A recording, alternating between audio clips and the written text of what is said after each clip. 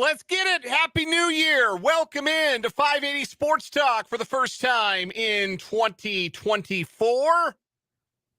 Hope you all had a wonderful and safe celebration of the end of 2023 and the start of a new year. Hope you're still following through on those New Year's resolutions. We hope one of those resolutions was to enjoy 580 Sports Talk. Glad you're here. Glad you're with us. For the next 4 hours, we'll be with you. I do say we, even though you're just hearing me. This is not the successful conclusion of a palace coup by yours truly, Dan Lucero, by the way. Good to be with you on this Tuesday afternoon. But no, this is how we're going to start the show today. Brendan Dworzinski will be along shortly. It'll be the two of us for most of the program today. I'm just getting things started here in this first hour of 4 on the program today. Hi, hello. How the heck are you? Hope you enjoyed your new year. Tell us all about it. Text line's wide open. 785-272-9429 is the text line number. Looking for your thoughts on a Chiefs victory and an 8th straight AFC West Division Championship. Looking for your thoughts on the college football playoff semifinals last night. Easily the best semifinal night that the football playoff has managed to put together since it came into existence in 2014. Michigan and Washington going to play for all the marbles in a week. We'll talk about that a little bit later on in the program. Got a couple of great guests lined up for you today. Matt Verderame, our NFL insider, will join us at the bottom of the 3 o'clock hour to talk about NFL Week 17. Look ahead to Week 18. We will also hear from Michael Swain of Fog.net. His usual Tuesday drop in with us for Jayhawk Weekly. Talk about KU's win over Wichita State on Saturday. Some draft and transfer portal news for the football team. And look ahead to the start of the Big 12 play for KU basketball. They are off until this coming Saturday when they welcome TCU to Allen Fieldhouse. So those are our guests today. Matt Verderame, bottom of the 3 o'clock hour. Michael Swain, bottom of the 4 o'clock hour. We'll do good, bad, ugly from the long weekend that was. We'll play a little random question Tuesday. Got our headlines at 5 o'clock. A brand new year of what is wrong with you. After we crowned the meat suitcase, the Robin Hood of ribeye, the brisket bandito, salami and the Samsonite, we crowned him our champion of 2023. We'll start a new year of what is wrong with you later on. We'll also get into some bold sports predictions for 2024. We'll do those in the 4 o'clock hour, Brendan and I. Again, he is going to join us.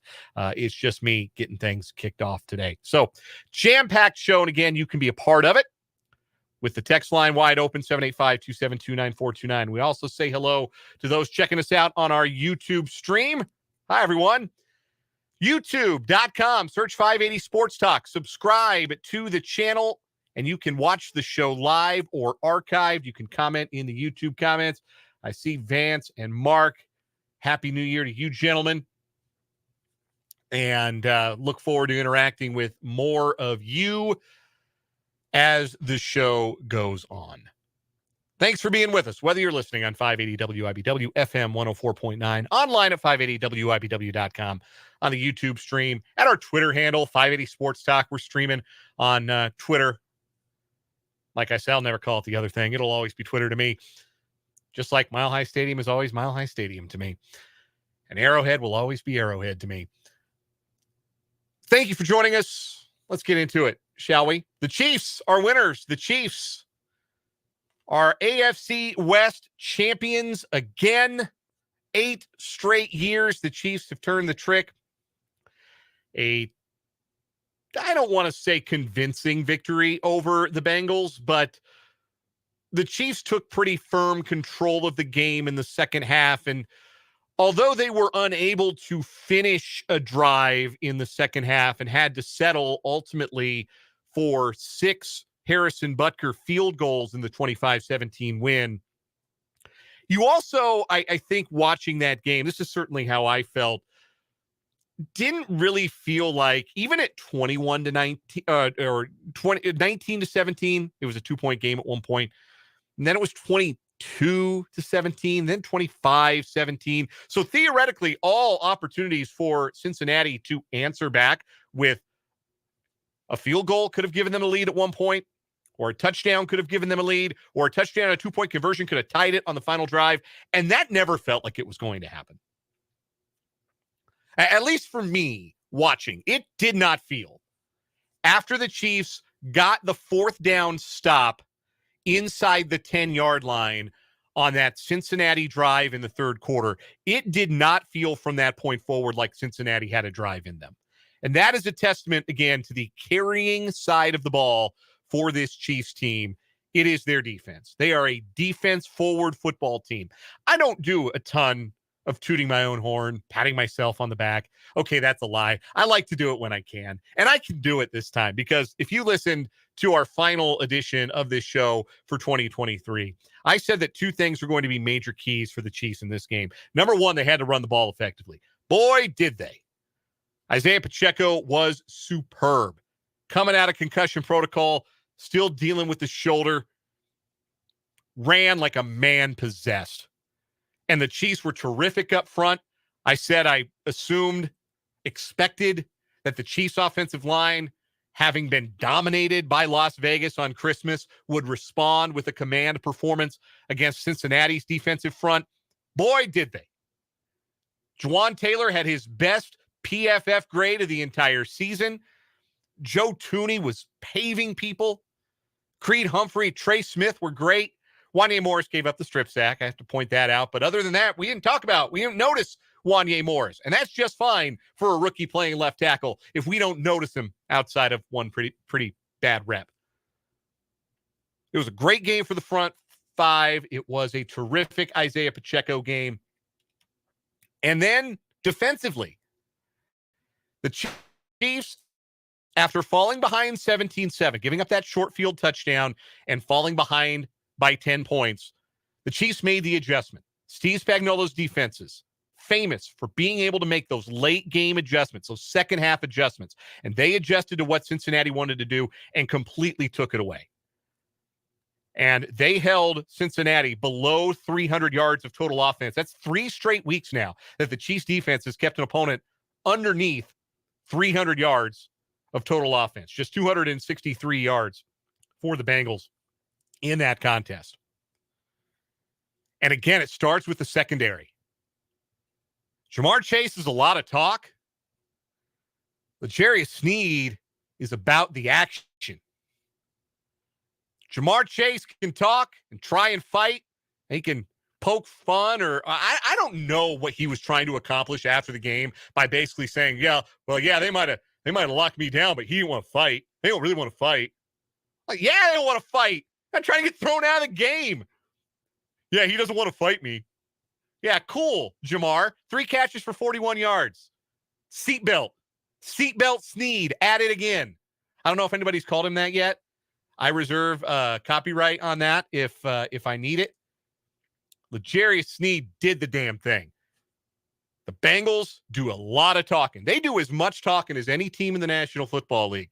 But the Chiefs are about the action. They'll talk after the game. The Chiefs, they'll do their share of talking, but it's always after the game. It's always after the job is done. And L'Jarius Sneed letting his play do the talking. I didn't think he was going to play. When we signed off on Friday, when you went into the weekend, did you think L'Jarius Sneed was going to play? Be honest with yourself. Hadn't practiced all week. Typically, you don't practice, you don't play. But L'Jarius Sneed somehow healed up enough to get on the field on Sunday, and playing through a calf injury, played at his high, I think, all-pro level standard. 3 catches for 41 yards for Jamar Chase, a complete non-factor in that football game. Big-time performance by Sneed. The rest of the secondary, Justin Reed, had a couple of sacks, was influential in blitz packages.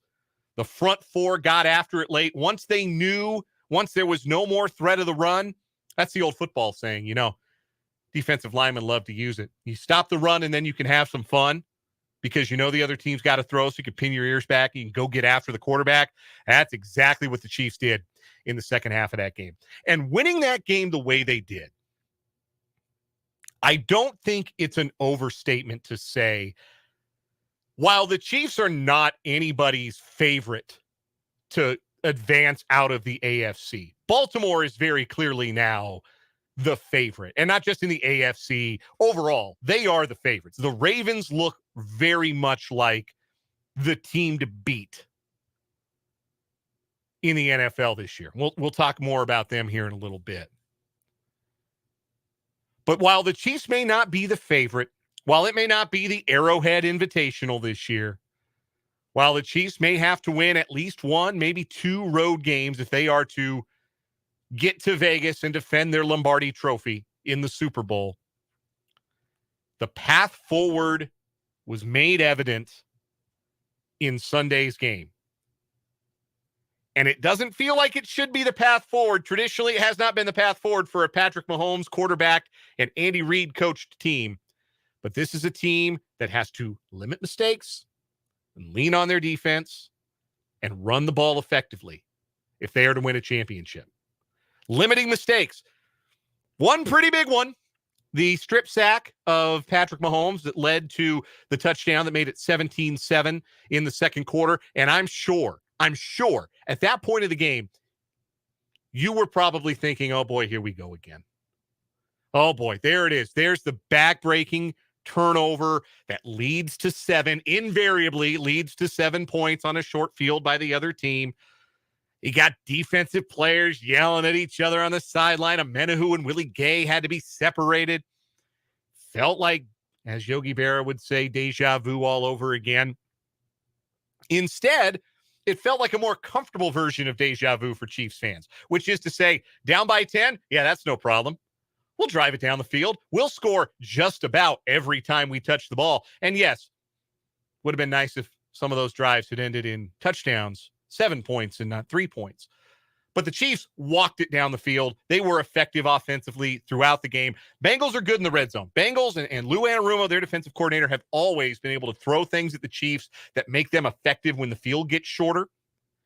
And the Chiefs this time around were more than willing to say, all right, we'll take the 3. We'll take the 3 over and over and over again. We'll take the profit because we know our defense is going to get the job done. We know we can melt clock and salt the game away late with our running game, and we know our defense is going to be good enough to get the job done. And that's exactly what went down. Defense did the job. The mistakes were limited.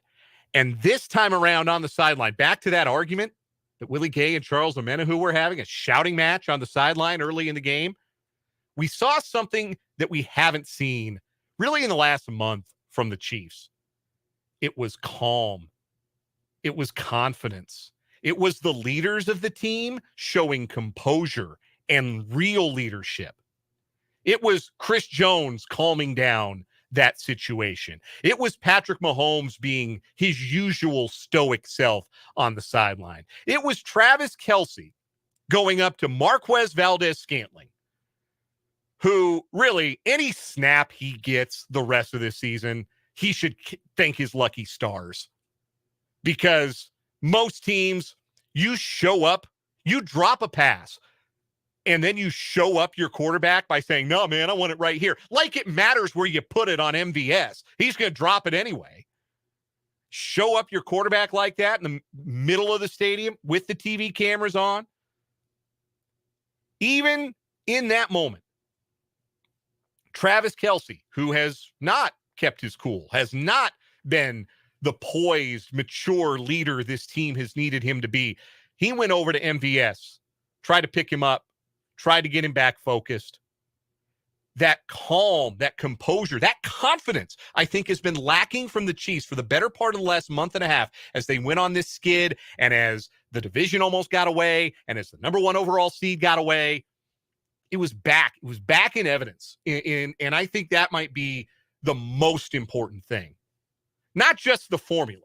Because, look, if even I can point it out on a Friday show before a game, then I'm sure the Chiefs came into Sunday pretty aware that, hey, this is how we're going to win football games. This is how we're going to do it. We don't have the big explosive offense, but we got a terrific defense. And if we don't put them in a bad spot, we can win with 20. That's been the case all year. Tony Romo was joking about it during the broadcast. Once the Chiefs kicked the field goal to go up 22-17, he says, well, that's game over, right? Because every time the Chiefs score 21 or more, they win. Every time. It has not failed. Every game this year, 21 has been a winning number. As much as these Chiefs have struggled on offense, as much as the drops, as much as the lack of the big over-the-top plays have hurt this team, you still think they can get to 21 most games? You think they could put together, let's call it 3 touchdown drives or 2 touchdown drives, 3 field goal drives. That gets you to what, 23? You think the Chiefs can do that? I think they can do that. And if they can do that, they can win as long as they don't keep putting their defenses back up against the wall. They did it once. They didn't do it the rest of the game. And that was huge. Not to borrow Mitch Holtis's, not to steal his swag, not to steal his line, but that was huge, limiting those mistakes. You know what else was big? I just mentioned that the Chiefs haven't had a lot of this year, but it came back on Sunday, the big play. Remember the big play? Remember the deep ball? Remember the 30, 40, 50, 60-yard pass play that could break the field wide open and just about guarantee you points on a drive? Finally saw a couple of those on Sunday. Justin Watson getting open down the field for a 41-yard gain, and Rashee Rice cooking a defender one-on-one off the line, and Mahomes hitting him in stride for what ended up being a 67-yard pass play, the longest offensive play of the season for the Chiefs. We know this offense doesn't have the pieces to look like the 2018 Chiefs, the 2019 Chiefs, the 2020 Chiefs. We know that. Tyreek Hill and healthy Sammy Watkins and prime Travis Kelce are not walking through that door, right? But the Chiefs don't need to be a laser show. They just need to hit on 1 or 2 of those to keep a defense honest, because you saw what it looked like against the Raiders. That was a team that did not believe they could make a play down the field and play defense like it, and kind of beat the Chiefs up for 60 minutes and got a pick 6 out of it because of it. If the Chiefs can return that to their game, if they can return that threat, it doesn't need to be every play. Just 1 or 2 big over-the-top plays like that in a game can open up so much more. And you know how you open up the field to do that? You run the ball as well as the Chiefs did. 132 rushing yards as a team in that win. It's complementary football. The only thing missing, we talk about complementary football all the time, right? The only thing missing from the complementary football for the Chiefs this year has been the defense creating turnovers. It's the one thing that makes me hesitant. I think this Chiefs defense is excellent, but to be an upper echelon defense, you got to take the ball away. And this Chiefs defense just doesn't do that. They've only forced 3 turnovers since their bye week. 2 turnovers in the last 4 weeks. They have not forced a turnover since Willie Gay's interception in the third quarter against the Patriots back on December 17th, week 15. If they can score the Chiefs an extra possession in a game, steal a possession from the opposing team, and gift the Chiefs a short field possession, if they do that once a game, and the Chiefs do that once or less, there is absolutely still a path for the Chiefs to defend their Super Bowl championship. Don't write them off just yet. You saw the formula. You saw what it has to look like for the Chiefs if they're going to win it all again. And the Chiefs know it too. They're aware of it too. And you can tell it feels like they found something. The way they responded to winning that game, the way they responded on the sideline, I wouldn't say the old swagger is back, because I've already used that term once this segment. So believe me when I say I feel like it's a pretty overused term when you're talking about sports. So I won't say the swagger is back, but there was a confidence, there was a composure back on the sidelines for the Chiefs that I felt like it was really important to see. If they're going to move forward, if they're going to make a real run in January, you absolutely have to have that composure return. And I think the composure and confidence are kind of hand in hand for this group. So a good win for the Chiefs, and once again, a division championship. There were some worries there that they were going to have to go win a game to win the division on the final week of the season, be in a position where And I know it's Easton Stick and a Charger team that has kind of mailed it in, but you're still in a position where you got to play the full 60 and you got to go win the game and win the division on the final week of the season, which is not a position that the Chiefs thought they were going to have to be in even a month ago. And that was an uncomfortable feeling there for a bit when the Chiefs were down 10 and when the Broncos were in firm control, as firm a control as you can be when you only score 16 points in the game, but in pretty firm control. Never felt like they were going to lose to the Chargers. There was some real concern about that division title. But the Chiefs got the job done, and now in Week 18, they can rest some guys who need rest.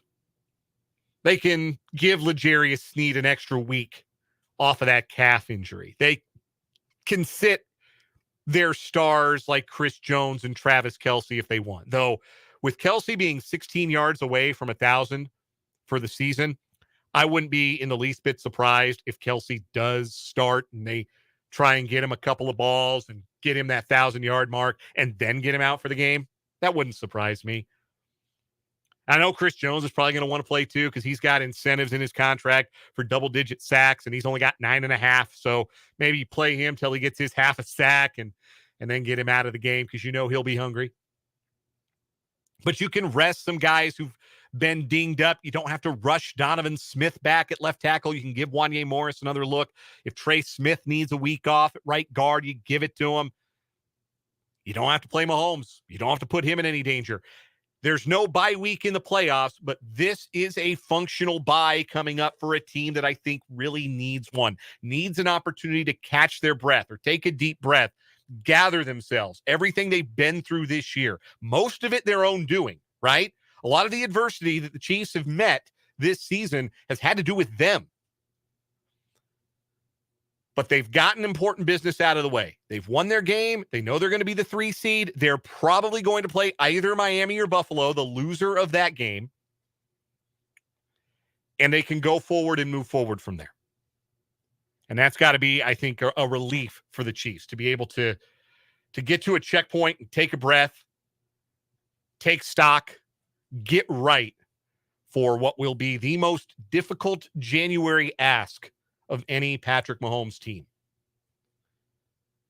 A really good first round opponent, and then you got to hit the road. Some comments from the YouTube folks. We've got some callback to our instant reaction from Vance. There was a great comment about Isaiah Pacheco from Jordan Lewis of the Dallas Cowboys watching the Chiefs game on Sunday, and he said that Isaiah Pacheco runs like he bites people, which it's an out there comparison, but it works. It's very funny to me.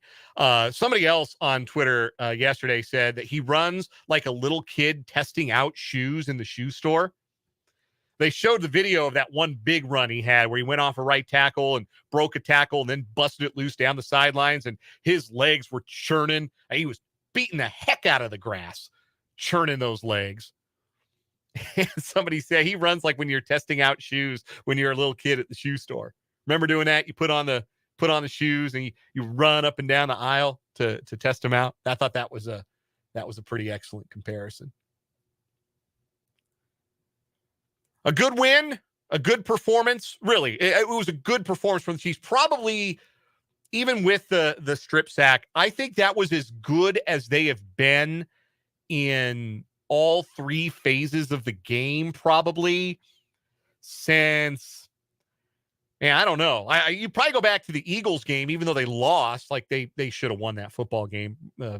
Marquez Valdes-Scantling doesn't drop that pass. They do win that game. Go back to before the bye. I think this is as good as they looked in all 3 phases. Obviously, special teams. Well, there was still one special teams blunder. Richie James taking that punt out of the end zone, which I think now we can laugh about because it didn't end up affecting anything. But I've never seen somebody field a punt, return it a yard deep in the end zone. That was incredible. Just, you talk about awareness level 0. The Chiefs just this season have made too many awareness level 0 plays. And that was one of them. Other than that, special teams is really good. Like, coverage units were solid. Butker was 6 for 6. Offensively, 373 total yards. Good run pass balance. Only the one turnover. By Chiefs standard, they'd committed 2 or more turnovers each of the previous 3 games. Only one turnover is not so bad. And then defensively, getting after the quarterback the way they did late in the game. That was a strong, well-rounded performance by the Chiefs. And this is the time of year where you have to have those. This is the time of year those can win you a championship. And even though they're not the favorite, they've got a path forward. They know exactly what they need to do to go win another Lombardi trophy. And if they do it, it's going to look a lot like what it looked like on Sunday. We'll take a quick break here. We're going to come back. Brendan's going to join me eventually, I promise. We're going to talk a little NFL. We've got Good, Bad, Ugly coming up this hour. Still to come on the show. Matt Verderame talk NFL with us, bottom of the 3 o'clock hour. Michael Swain for Jayhawk Weekly, bottom of the 4 o'clock hour. Your text, 785-272-9429. Let us know what's on your mind this first 580 Sports Talk of the new year. We're back after this on 580 WIBW.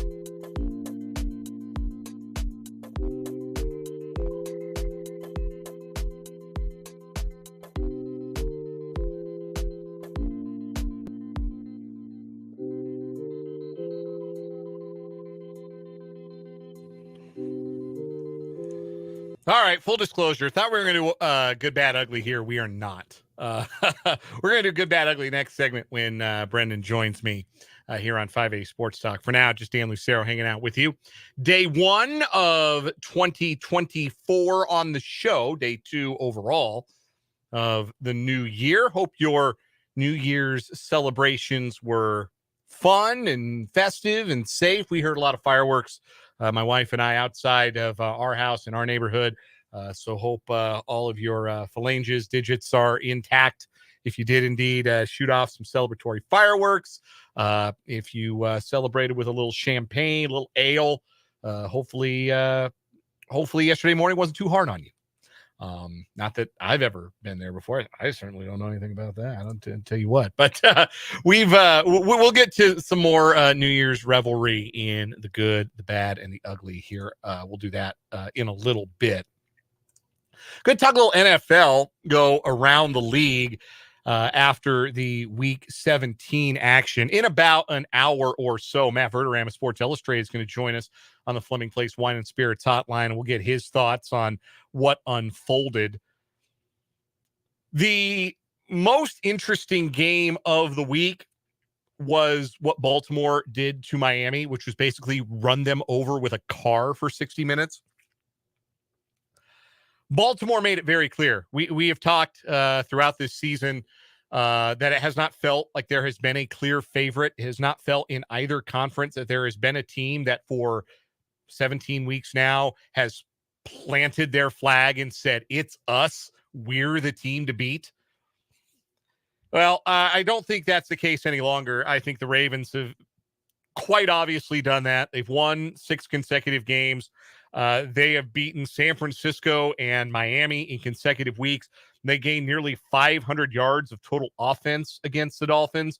And contrary to some belief, I don't know about you guys, Lamar Jackson looks pretty quarterbacky to me. He is playing awesome football, and he is going to join Patrick Mahomes in the 2-time MVP club. I think that conversation is over. And Lamar Jackson is going to get that second most valuable player. And he deserves it. He's had an incredible year. 24-7 touchdown to interception ratio.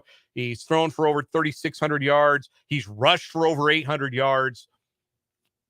He's that dude. And for years, the thing about the Ravens has been, well, they got no playmakers at wide receiver, which has been true. Like Mark Andrews has always been the one reliable guy for Lamar Jackson because his wide receivers have just been like bums, like 67-year-old Deshaun Jackson or Devin Duvernay was his number one wide receiver there for a while. Well, Devin Duvernay's got 4 catches this year. And Mark Andrews has been out since week 11, I think. No, week 10. Been out since week 10, got hurt week 10. We're not going to see Mark Andrews again this year. Maybe the Super Bowl, but we haven't seen him for a while. And Lamar Jackson is still making it happen in the passing game like this because Zay Flowers is him as a rookie. He's been tremendous. Odell Beckham Jr., still a little juice left. Rashad Bateman has made some plays. Isaiah Likely has been a revelation at tight end. You see that one-handed catch going 4th down, one-handed grab, turn the sideline, showed the speed. He's got weapons now, real weapons to throw the ball to. And this is what it looks like when you give Lamar Jackson weapons. This is what it looks like when you give a really good quarterback some really, like a bunch of really good pass catchers. Who knew? Who knew? For if you would like to see what happens when you don't, look at Lamar Jackson's entire career, or alternately, watch Chiefs game this year. You can do that too. But Lamar took the MVP race, grabbed it by the throat. That's over with. He's going to win the MVP. The Ravens are going to be the number 1 seed. They can rest everybody against Pittsburgh this Sunday. As for the Dolphins, they are who we thought they were. They are frauds. They may have won the Fraud Bowl the week before against the Cowboys, but that was exactly that. That was the Fraud Bowl. The Dolphins are frauds. They are probably going to lose to Buffalo on Sunday night. They've lost Bradley Chubb for the season. Xavier Howard probably not going to go on Sunday. So that defense already torched, shredded. They've lost some more pieces. It's going to be Tyreek Hill coming to Arrowhead after all, I think, because I think that's going to be the first round matchup for the Chiefs if Buffalo beats Miami. Or Miami could beat Buffalo and Buffalo could miss the playoffs. That could still happen. Buffalo either gets the 2 seed or misses the playoffs. Like there's obviously some in between. If there's some different results, they could sneak in as a wild card, but I think Buffalo's going to win. Not that they were convincing in their win over the Patriots on Sunday, but I think Buffalo's going to beat Miami. Miami, just fraudulent team, not a real team, not a Super Bowl contender to me. Speaking of the Fraud Bowl from the week prior, Dallas beat Detroit on Saturday night. There was a little to-do about the 2-point conversion play that Detroit ran to win that game. A couple of things there. First of all, I like going for 2 in that scenario. I like that Dan Campbell went for 2 in the win. Herm Edwards will tell you, you do not play to tie the game. You play to win the game. You play to win it in regulation. And in the NFL, when you might not get a coin, like you might not get an opportunity to touch the ball in overtime, you got to go try and win it with your offense when you can. In an offense-generated league, go win the game with your offense. Go get 2 yards with Jared Goff and all those skill players. So I like that Dan Campbell went for 2. They ran a really good play, and they got boned on the officiating of it by Brad Allen's crew. And now Brad Allen, as punishment, will work another primetime game this Saturday night. So the NFL, once again, showing that it truly does not care that the officiating stinks. What do you think, Brendan Dworzinski, my co-host, who is now here? I think it's extremely funny that the Lions lost that way, to be completely honest with you. I think it was a great call. I think Brad Allen's crew, they were, we normally think in 3 dimensions. They were thinking like 6D on that one, that they were going to call the wrong guy eligible because they made an assumption about other plays. No, I mean, it's a clown show. And this has been a really bad last, 3-4 days for the NFL. I'd say 4 at this point and I'm talking big corporate NFL, like the quality of play and the excitement and the drama, A+. It's been great. And now you've got a week 18 with big game after big game after big game, and it works out exactly the way they hope. But between this, which is a calamity, and the lack of accountability with Brad Allen's crew now getting a massive primetime game on Saturday night, along with the fact that elsewhere in the National Football League, you've got an owner who is throwing drinks and throwing trash around the booth, throwing drinks on fans, and has not spoken about it since. There has not been a statement. There has not been anything more than a no comment to a reporter about an owner of an NFL team throwing a drink. This is not what's her name? Kelly Stafford throwing a pretzel on someone. This is not Brittany Mahomes getting a little too crazy with the champagne and spraying it on some fans. This is a billionaire owner of a franchise who has no clue what he's doing, throwing a drink on a fan, and no accountability. We have not heard a word from David Tepper, the owner of the Carolina Panthers. We have not seen any legitimate comeuppance for an officiating crew that completely bungled a game.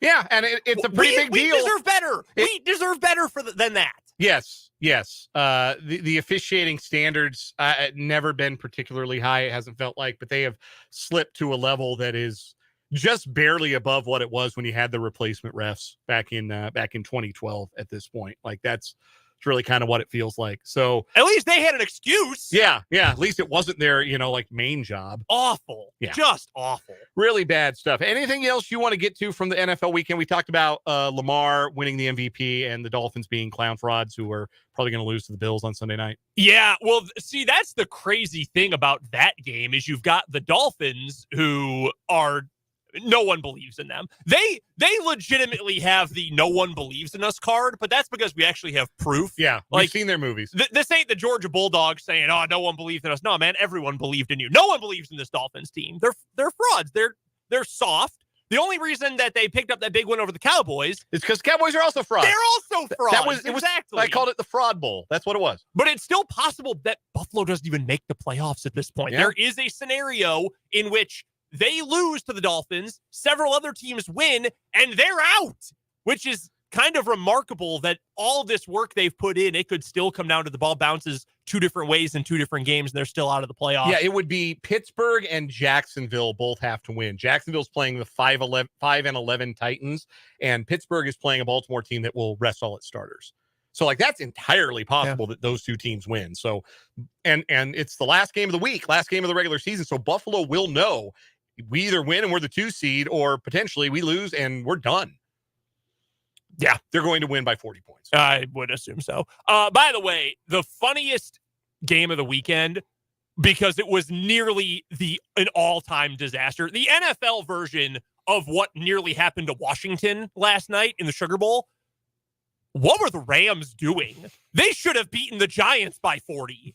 And they just kept letting them back in the game. And they got lucky that Tyrod Taylor just completely boofed a little flip to Saquon Barkley, and Saquon couldn't hold on to it. Like, the Rams should have lost that game, which would have thrown the entire NFC completely into a spiral toward the sun. And instead, they were able to hold on. So I had to make sure we got to that, because that was nearly the most ridiculous game maybe of the entire NFL season. Let's take a quick break. We'll come back, get our good, bad, and the ugly from the long New Year's Eve weekend coming up to round out this 2:00 hour, 580 Sports Talk.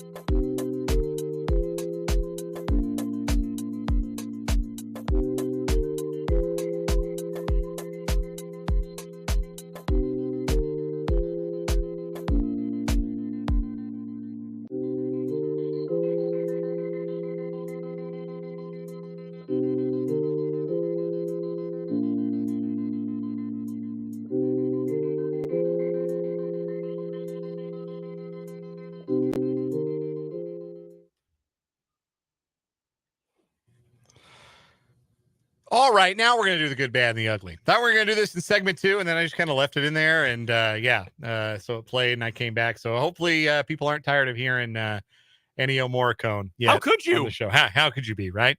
All right, good, bad, ugly from the long weekend. Brendan, what was your good? My good, I'm going to gloss over the college football for a moment because I know we're going to get to the playoff games coming up to lead off the 3 o'clock hour, and they were just tremendous. So I'm going to go back to all reliable when it comes to second half of this football season's good, bad, and ugly. Jordan Love was unbelievable again against Minnesota. He's good. As much as people, including myself, thought he might not be good, and as much as certain fan bases, hello Minnesota, hello Chicago, were just wishing all year that he wouldn't be good, no, he's actually really good. Since week 9, number 3 in the NFL in EPA. He's been balling out. And they smashed Minnesota, who I hate. You've heard my ranking before. Minnesota Vikings, terrorists, carrots. Those are the 3 most hated things in my life. And to smack the Vikings, awesome. Yeah, and do it in primetime too. So where everyone can see. So that's always it's always validating. My good, New Year's Day, particularly when it's a college football only day of games, when it's exclusively a college football window, is always such a great sports day. I hate that they play 3 of the bowl games at the same time, but I'm equipped to be able to watch them all. Yeah. I got my setup. I'm ready to go on that. So I enjoyed the football very much yesterday. Obviously, the semifinal games were terrific. More about them in a little bit, but also enjoyed a pretty excellent ReliaQuest Bowl. Who knew? Yeah. The ReliaQuest Bowl was very good, very entertaining between LSU and Wisconsin. And there was also a soccer match that I enjoyed very much. Liverpool 4, Newcastle 2. Liverpool, top of the league. Hey, how about that? Liverpool, top of the league. Love that. There's a stat for soccer called expected goals, as every sport has advanced stats. There has never been a game where a team had a higher expected goals than Liverpool did in their match yesterday. None? Never happened in the Premier League era. They had 7.5 expected goals. Holy cow. Total dominance. That's crazy. Yeah, it was fun. By the way, one additional good from the Fiesta Bowl. Oregon won me a lot of money. Yeah, you stood on business on that one. Yeah, we both did. We both had that pick in our 580 picks. An otherwise grim week for the picks for both of us. But that is where my bad is going, in fact. Iowa, I'm going to give one. Jake's not here. I'm going to give one to Jake. I'm going to say he was right. I was wrong. It was, in fact, just Big Ten offenses that made Iowa look good. Because the moment they played an offense with a pulse, they just didn't have a prayer. They couldn't keep up. I know they're banged up, too. And Brian Ferentz, I hope you enjoy, playing Madden, because that's the only time you should ever coach again. There have been 8 Power 5 football teams since 2000 to be shut out 3 or more times in a season. The previous 7 teams, none of them won more than 4 games. Iowa went 10-4 and were shut out in 3 of their 4 losses, including the bowl. It's just unbelievable. Always themselves. They were a Brian Ferentz team to the very, very end. I want to know who they're going to hire, because normally you think, they're going to bring in an offensive mind and they're going to be competent. I don't know. If you're, in the NFL, it's Ben Johnson, the offensive coordinator for the Lions, who's the next big thing. If you're the next big thing in college football, you want to go work for Kirk Ferentz? You want to go work for late stage Kirk Ferentz? I don't think I would. Yeah. Kirk's just collecting a check at this point. Yeah. He clearly, because he used that as a nepotism job for years. Mm-hmm. I don't know. You want to go run Kirk Ferentz's offense? No. Well, because that's the thing. It was Brian Ferentz's show, but it was Kirk Ferentz's offense. You want to go run that? I don't know, man. That's been ugly for a long time. Deacon Hill, one of the worst. Garbage. One of the worst college quarterbacks I've ever seen in my life. Ricky Stanzi ain't walking through that door. My bad and my ugly are the same. The Pittsburgh Steelers have had one of the worst offenses in football, and they're down to their 3rd quarterback, and they looked like the greatest show on turf Rams against the Seattle Seahawks on Sunday afternoon. The Seahawks aren't going to make the playoffs, and frankly, they don't deserve it. They have to beat the Cardinals, which if the Cardinals could do what they did on offense to the Eagles, oh boy, they're going to do it to the Seahawks on Sunday. Where is that game? Oh no! Yes, it's in the most cursed building in sports, State Farm Stadium in Glendale, Arizona. Oh no! The most cursed venue in sports, at least as far as I'm concerned. I know the Chiefs just won the Super Bowl there less than a year ago. So they're not even going to win that game. But even if they do, Green Bay's not losing to Chicago. So they're not going to make the playoffs. And frankly, they don't deserve to make the playoffs. They haven't had a good defense in a decade. Bobby Wagner couldn't keep me from turning the corner at this point. And I love Bobby Wagner. He's going to the Hall of Fame. He's slow. Comes for all of us. Yes. Father time, undefeated. And Bobby Wagner is slower than molasses in January out there trying to play middle linebacker in the NFL in the ultimate like middle of the field game. And the Seahawks scheme already sucks at covering the middle of the field. They got an ancient middle linebacker who can't run.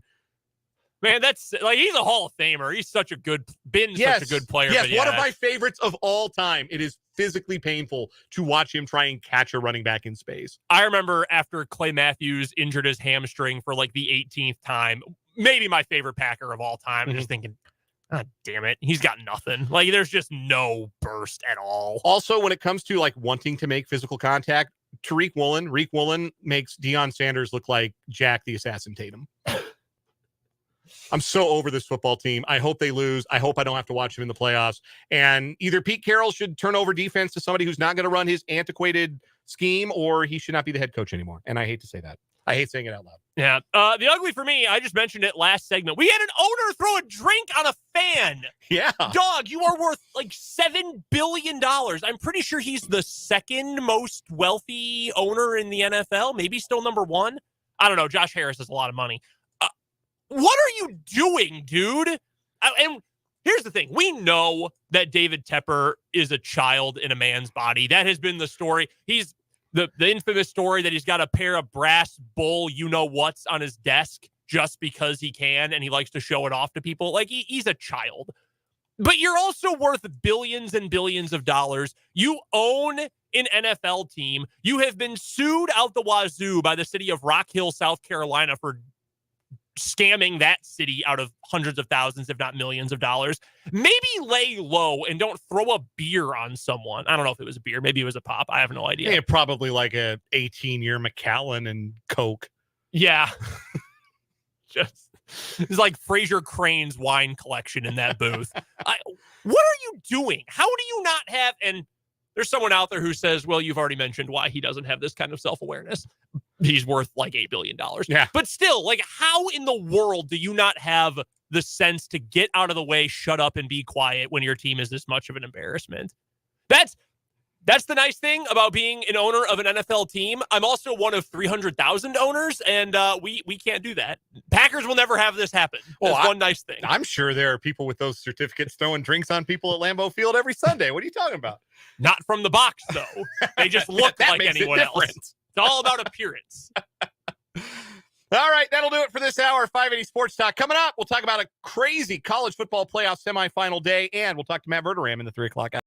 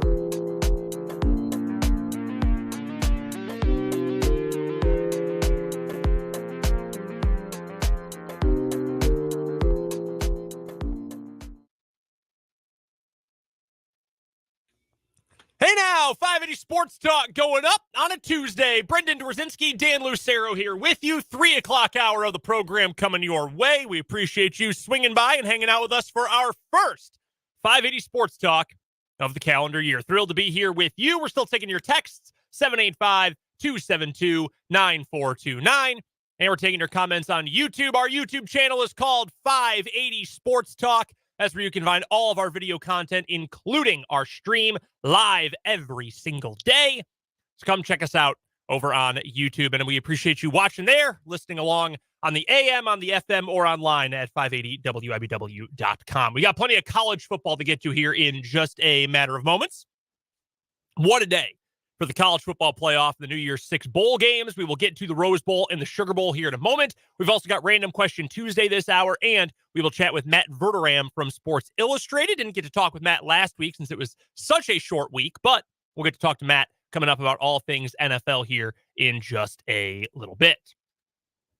I think the first thing that comes to mind after yesterday's game, in the wake of the games, not the games themselves, we need to banish certain people from talking about college football. This pertains to every sport. Like people who cover... We're gatekeeping. Oh, yes. No, I am. I am absolutely. But not the fans. If you're a fan, say whatever you want. Who cares? No one cares what we think. You say whatever you want. If you work in the business, if you will, and you say something stupid, I don't know, like Michael Penix reminds me of Michael Vick. Maybe just don't go to something else. Maybe try to tell your producers, hey, I have no idea what I'm talking about. Look, I clearly did not watch the Sugar Bowl last night. How many other black left-handed quarterbacks have you seen? Since that's obviously the gateway to that particular comparison. Yeah, like that's kind of where they end. Michael Irvin said this on Fox Sports 1 Michael today. Vick might be legitimately the best athlete to ever play the position of quarterback, and Michael Penix is on like 2 terrible knees. And if Michael Vick had ever thrown a pass as accurately as a single Michael Penix throw last night, it was on accident. Let's be realistic about this. All right, that drove me nuts because like we should have spent this entire day should have been a national holiday for how good the college football was yesterday. You mentioned the ReliaQuest Bowl earlier, great sampler at the beginning of the day. Yeah. Got us going, great game. You got to laugh at Iowa. That was fun. Got to laugh at Liberty. Oh yeah, that was great. Again, thank you, Man, Oregon. They any fans. Wasn't anybody at the Fiesta Bowl. Which is weird because you'd think they probably had plenty of people who took their online classes in Arizona. Yeah, you would have thought that, but I actually think that they were a little too busy. They've all got big plans for the 6th. So I'll leave that one alone. They got smoked by Oregon. Got to watch Bo Nix go crazy one more time. That was fun. And then the playoff games were perfect. We have had 2 straight years now where we've had really good semifinals, and that was extremely not the case for the first 6-7 years of this thing. You might get one good semi, like Georgia, Oklahoma, double overtime. We got a great semifinal there. Mostly they were just like ritual sacrifices for the better part of 2014 through 2021. And yes, the last 2 years, they have been great games and tremendous drama in both games last night, as good as it gets. Yeah. And let's start with the Sugar Bowl. Let's start with last night because that involved the Big 12 team. Washington did everything it possibly could, everything in its power to whiz away that game. Oh my God. I tweeted this when it happened, and I don't love to toot my own horn, but I was 100% right about this. I said exactly the same phrase earlier in the show and said, actually, you know what? No, I'm lying. I do like to toot my own horn. So it's okay if you do too. We'll be honest with the people. 3rd down. Texas is out of timeouts. All you have to do, snap the ball to Michael Penix. It doesn't matter if you kick a field goal or not in this instance. Doesn't matter if you score. You just need to kill the clock. Snap the ball to Michael Penix, have him run backwards 10 yards, wait, and then just crumple up like he's Brett Favre taking a sack from Michael Strahan. Just crumple up, give them the sack. It's going to burn the clock down. Texas was going to get the ball back with somewhere between 9 and 15 seconds. And that's it. It's over. That's the game. Instead, they go full Mario Cristobal, run it, get their already injured running back even more injured to the point where he had to be carted off as they were celebrating after the game which is massive going into the national championship game if Johnson can't go. And then, because of the injury, you gave an extra 40 seconds or so. Well, 30 seconds if you want to do the math. 30 plus seconds to Texas. 35, because they end up stopping the clock at 50 seconds. Yeah. Where That's right, they bumped it back up. They could have bled it all the way down to 15, even after the run play. I wasn't as appalled by the call. I'm okay with running the ball and trying to get the first down, because you get the first down, you don't have to punt it, then you can kneel it. They never touch the ball again, and then nothing weird can happen if you can gain 5 yards. Mm-hmm. I have an issue with using your obviously injured running back to try and accomplish that. It was a whole game he was limping around. He got up after the first down carry, and he didn't look steady on his feet. No. They said, 100 times Sean McDonough brought up he's been dealing with a foot injury for months. Not the guy to use in that. No. And I like Kalen DeBoer a lot. You've got to have someone else on that team. Hand the ball to Roma Dunze if you need to. Get it to someone who's not hurt. Just get it in their hands.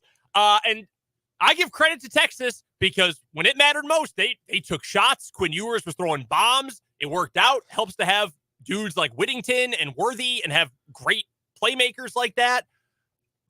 Washington I loved the play by John. I think it was Johnson who made the play, the cornerback at the end, to just rise up and swat the ball with his arm, knock it away. I mean, it was great theater.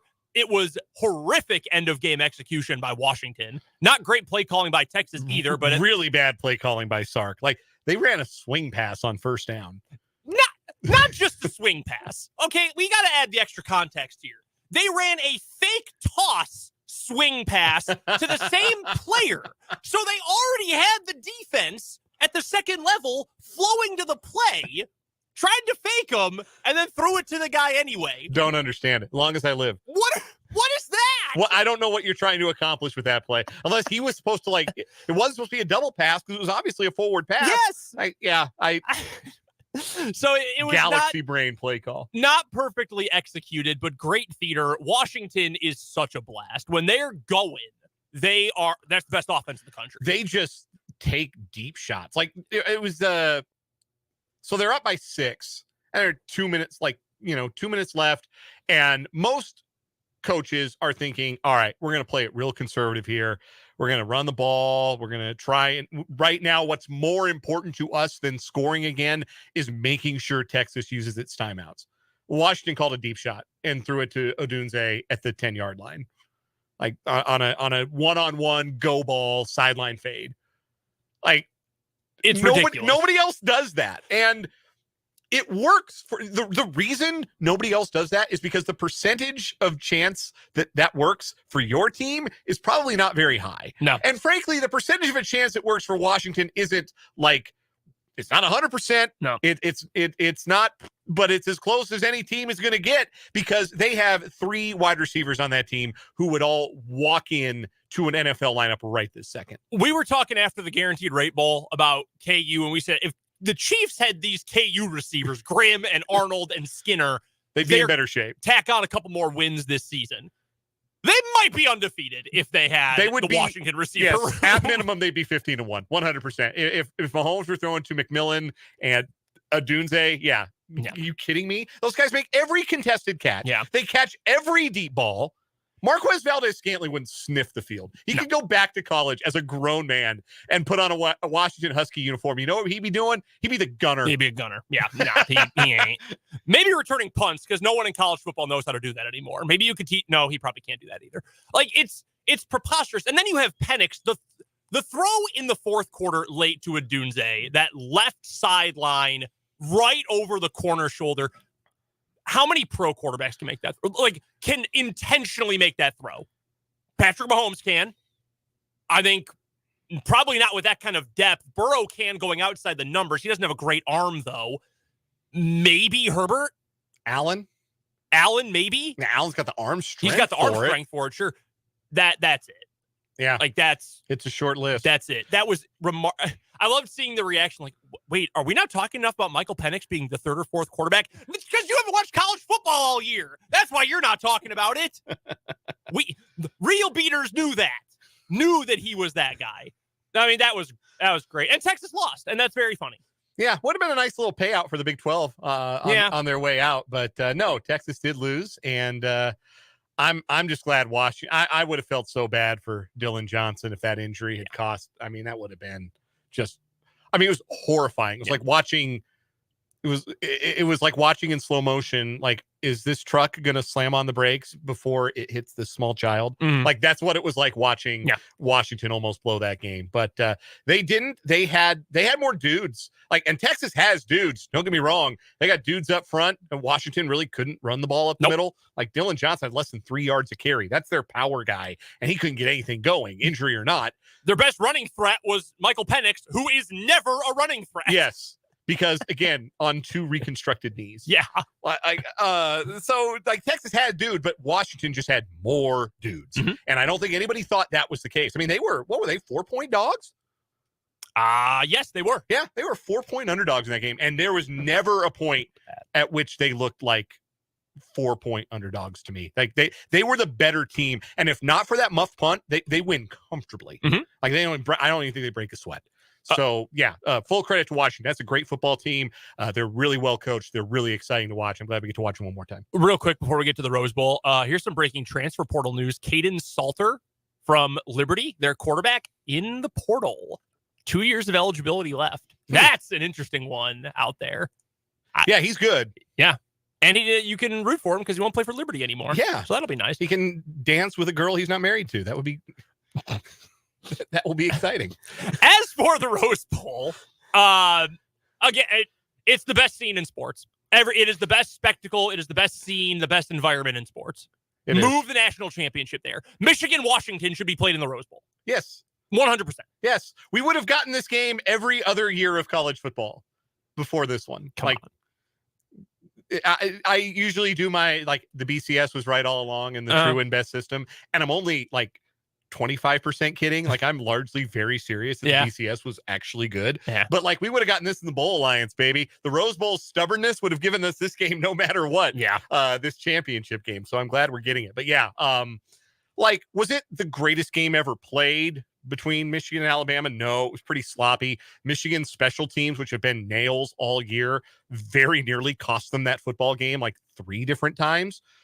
But in the end, it was a game that I think both coaches were very familiar with. Like, that game felt very much like Jim Harbaugh and Nick Saban are coaching against each other. Like, that's the game we got. And boy, did we ever get a thrilling finish. Yeah, it was. And it was at both teams, their flaws all year came to a head. And in the biggest moments, Michigan was at least somewhat able to overcome theirs offensively. Like, can you trust J.J. McCarthy? He put up a bunch of numbers, won a bunch of games from LaGrange Park, Illinois, known as the Village of Roses, by the way. How about which is very fitting for the Rose Bowl quarterback. And in the big moments of the game, and I saw the reaction that, these dudes were wide open. That's scheme, not quarterback. He made the throws. Someone's got to get the ball to Roman Wilson. Someone's got to make it happen. By the way, Roman Wilson, that catch at the end of the game was stellar. He made the big plays. Blake Corum did his thing. You knew he was going to, at some point, make the big play. Alabama, their big problem, more so than can you trust Jalen Milroe to make the throws, is can you trust that offensive line? Because you want to go back to 2009. You want to talk about the Alabama dynasty. They always had dudes on the offensive line. Great players. First-round picks. Maybe not a full great starting 5. The worst player who played in the college football playoff this year started at center for Alabama. That's crazy. That is beyond comprehension if you followed college football in recent years. And they couldn't protect. The offensive line made too many mistakes. Gave up 5 sacks in the first half when Michigan totally hit the skids offensively and wasn't able to get anything going. They didn't do enough in the second half to get their offense going. And late in the game, when you needed more out of the passing game, Milroe didn't have a chance because he was constantly under pressure. Michigan's defense, I thought, was sensational throughout the game. And frankly, I think the better team won. Yeah, Michigan was the better team, I thought, for 60 minutes plus overtime. Again, the special teams gaffes were the only reason the game was, I thought, as close as it was. Again, it was another misconception. The assumption that, Alabama's SEC. They'll just bully Michigan. They got too many big bodies. They're just going to mush Michigan in the trenches. Michigan was the more physical football team. The entirety of the game. They were better in the trenches for the balance of the night, and it showed. And they get a chance to play for a national championship. These are two programs, Michigan and Washington, haven't played for a national title. Michigan's last one, half a title in 97. Washington's last one, half a title in 1990. So a chance to see some new blood hoist the national championship trophy, which I think was one of the appeals of doing a playoff in the first place. And now the playoff is finally paying off in that way. It is only the second time since Vince Young beat USC in what I still believe is the greatest college football game of all time. It's only the second time that we will have a national championship game without an SEC team. See, I will be honest. I wanted Washington to win in the Sugar Bowl regardless because I had significant financial interest. And also, I really like that Washington team and I don't like Texas. I was thinking about it during the first half and I thought, no, we need Washington to win because there are some SEC, Peter Burns at ESPN and other SEC honks are going to claim Texas's national title as their own if they win it. We need them eliminated. Yes, it is. It's a Northern championship game in a way that we haven't had you remember the last time? Do you remember the only time other than since Vince Young, Texas USC, at the end of the 2005 season, the 2005 BCS national championship game? Do you remember the only other championship game we have had before this one where no SEC team was a part of it? The first playoff. Very 2014, Ohio State, Oregon. Ohio State, Oregon, the first playoff year in 2014. Marcus. Very nicely done. So yeah, this is new. This is exciting. I think this is going to it'll be interesting to see how it is received nationally. Like, is there as much interest without a Southern presence in what is historically a pretty Southern sport? And it should, because the game is going to rule. It's going to be awesome. So much fun. You can make a very clear argument, and there are plenty of analytical models which will tell you that there is no argument. It is for sure the matchup of the two best teams in the country. Yeah, the two undefeated teams. Yeah. I mean, shoot, 14-0, 14-0. What can you argue against? Now, we do have this, and I think this is a good question from the text line, so I want to get to it. The text line is open, 785-272-9429. Hit us up. This is a good question from the 785. After Georgia dismantled Florida State, we saw Florida State was rightfully excluded from the playoff. However, was Georgia wrongfully left out? This was my problem from the very beginning, and it's my problem with the four-team college football playoff as it has always existed.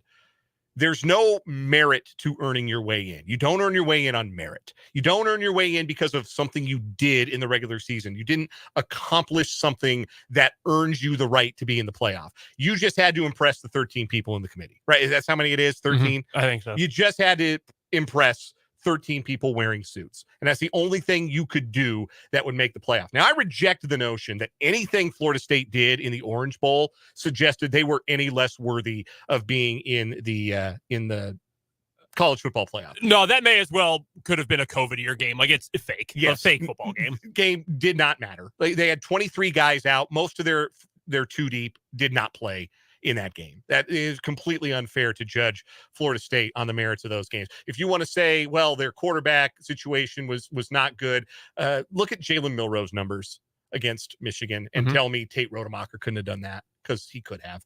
So I reject that notion out of hand, but it speaks to a larger point here. What do we always talk about when it comes down to choosing the playoff field? Is it best or is it most deserving? Well, if it's most deserving, you can't keep an undefeated team out. I don't care Bozo the Clown is their starting quarterback. You can't keep an undefeated Power 5 team out of the playoff if you're choosing the four most deserving teams. So if you're choosing the four best, you can't keep Georgia out because they're awesome. Man, it may not have meant anything for Florida State, but Georgia very clearly came to that Orange Bowl to prove a point. Like, if you listened to Kirby Smart in his post-game press conference, they were there to prove a point.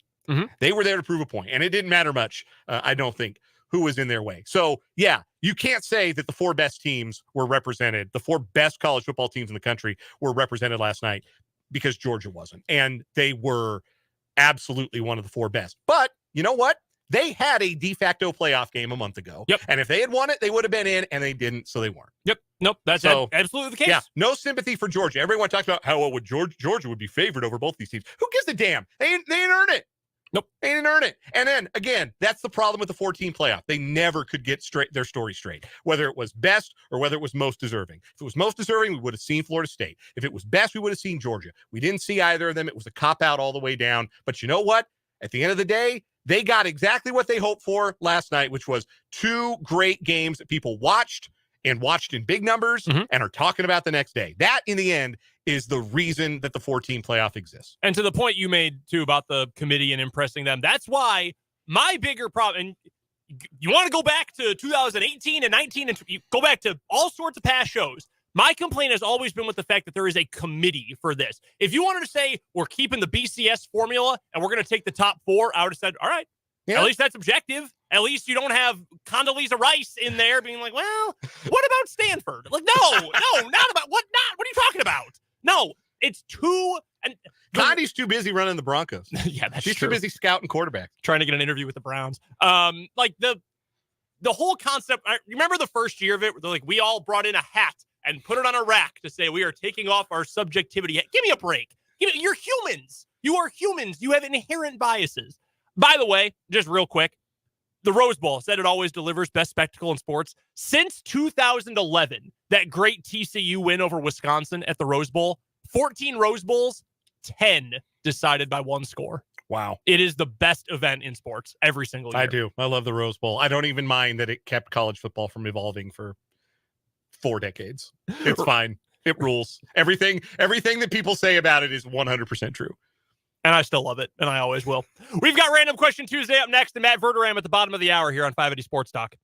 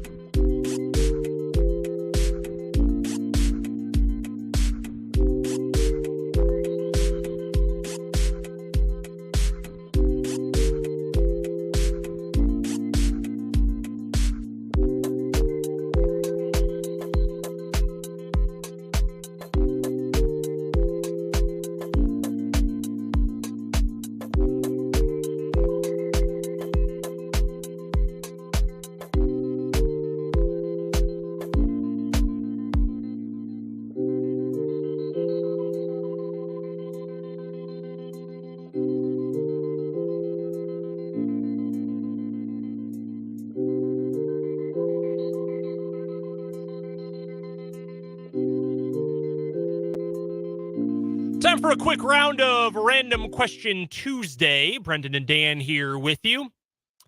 What's your favorite New Year's tradition?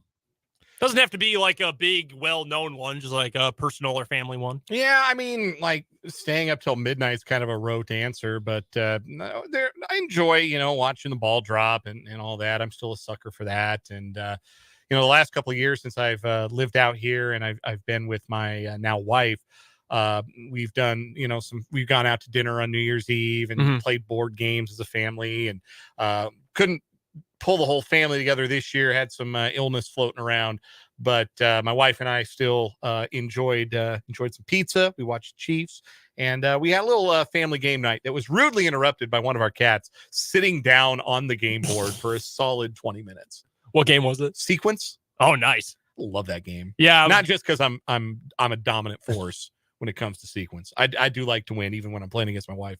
But no, Zoe staged an on-field protest for about 20 minutes. Lack of chin scritches or something. But no, I enjoy doing that. Just, having a little quiet time of reflecting and enjoying the start of the new year. Yeah, I think it's now 3 of the last 4 years on New Year's Eve that we've been in town. Abby and I have played Mario Party online with her sister and her boyfriend. Oh, that's fun. Yeah, so that's been pretty fun. We had the second TV. We saw the ball drop in New York in the middle of our game. Then we flipped over. I think we watched, I don't remember what channel we put on to watch ring in the new year in Central Time. And then just being home to watch the Rose Bowl. We went and saw a movie yesterday before the game. The Iron Claw, by the way, the movie about the Von Erichs. Unbelievable. You might know the story. You're still not prepared for how sad it is. You can't be. Great movie, though. And on the couch, ready to go, fly over, coin toss, Rose Bowl. Just everything stops for that game because I grew up in Big Ten country, and that's just what it means to me. That's entirely fair. All right, my random question, before we go fully into 2024, one last look back at 2023. What was the best thing you watched, the best thing you read, and the best thing you heard in 2023? Okay, the best thing I watched, non-sports, it was definitely the show The Other Two. My wife got me into it. It was an HBO Max show. Yeah. One of the funniest things I've ever seen in my entire life. I would highly recommend it to anyone. I think about it every single day. Best thing I heard, I liked Zach Bryan's new album enough. I asked for it on vinyl for Christmas and got it. So I think that's a go-to answer right there. And what was the other one? Best thing I read? Best thing you read. Shoot. I did not hit my goal of reading a book every month. I read like a book and a half all year. But I read Kirk Herbstreit's autobiography, and I actually really enjoyed it. Okay. Best thing I watched, season 2 of The Bear. Actually, seasons 1 and 2, because I was behind. But my wife and I watched both seasons of The Bear on Hulu. Really, really good show. Can't wait for season 3. Best thing I read was Kingdom Quarterback by Mark Dodd and Rustin Dent. Oh, nice. Mark Dent and Rustin Dodd. Apologies. But got their names transposed. But really, really great book about the history of Kansas City and the history of the Chiefs and the history of Patrick Mahomes and how they all kind of come together. It's a really, really good one. If you've got even, I think even a passing interest in like American history, it's Kansas City has a fascinating history. So highly recommend that book. I'm sure you can find it at a bookstore, at a library. Would recommend you do so. And the best thing I heard, Queens of the Stone Age put out an album that I really liked. Larry June did a tape with The Alchemist that I really liked. Hard to choose between the two. I love the Queens of the Stone Age album. I liked it better than the last 2, I think it would be. Yeah, it was their best one since at least Era Vulgaris for me. Let's get to a timeout, and we'll get to Matt Verderame from Sports Illustrated right after that to go all around the NFL here on 580 Sports Talk.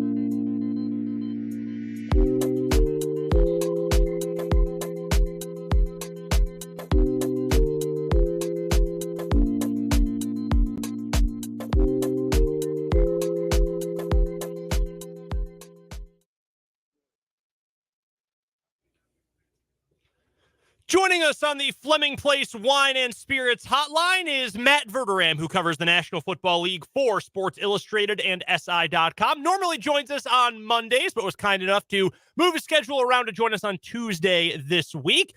Matt, thank you so much for joining us. First things first, did you stay up till midnight on New Year's Eve? I did. Mostly because I was covering football all day, and by the time it was over, I was in New York. I was on the East Coast. By the time the game ended, it was like 11:20. So yeah, I forged ahead for another 40 minutes. Have you? Because I know you're a native New Yorker. Have you ever been to Times Square for New Year's Eve? I haven't. I have a bunch of family who are former and well, I guess not all former NYPD officers, and they were all like, "You'd be out of your mind. It's the worst assignment we have all year." I remember when I was in college and I thought about going with a girlfriend at the time, and I literally drove down there, and at the last second I was like, "Screw this. Let's just go to like the Empire State Building or something." It's just insane. Like, it's kind of one of those things you're like, it'd be fun to say I did it, but the actual act of doing it sounds awful. Yeah, I was going to say, watching people packed in, like they're in sardine cans, waiting for the ball to drop and watching like 30 seconds of Megan Thee Stallion does not sound like my most fun kind of night. So no, I'm right there with you, man. I don't think I would be up for that at all.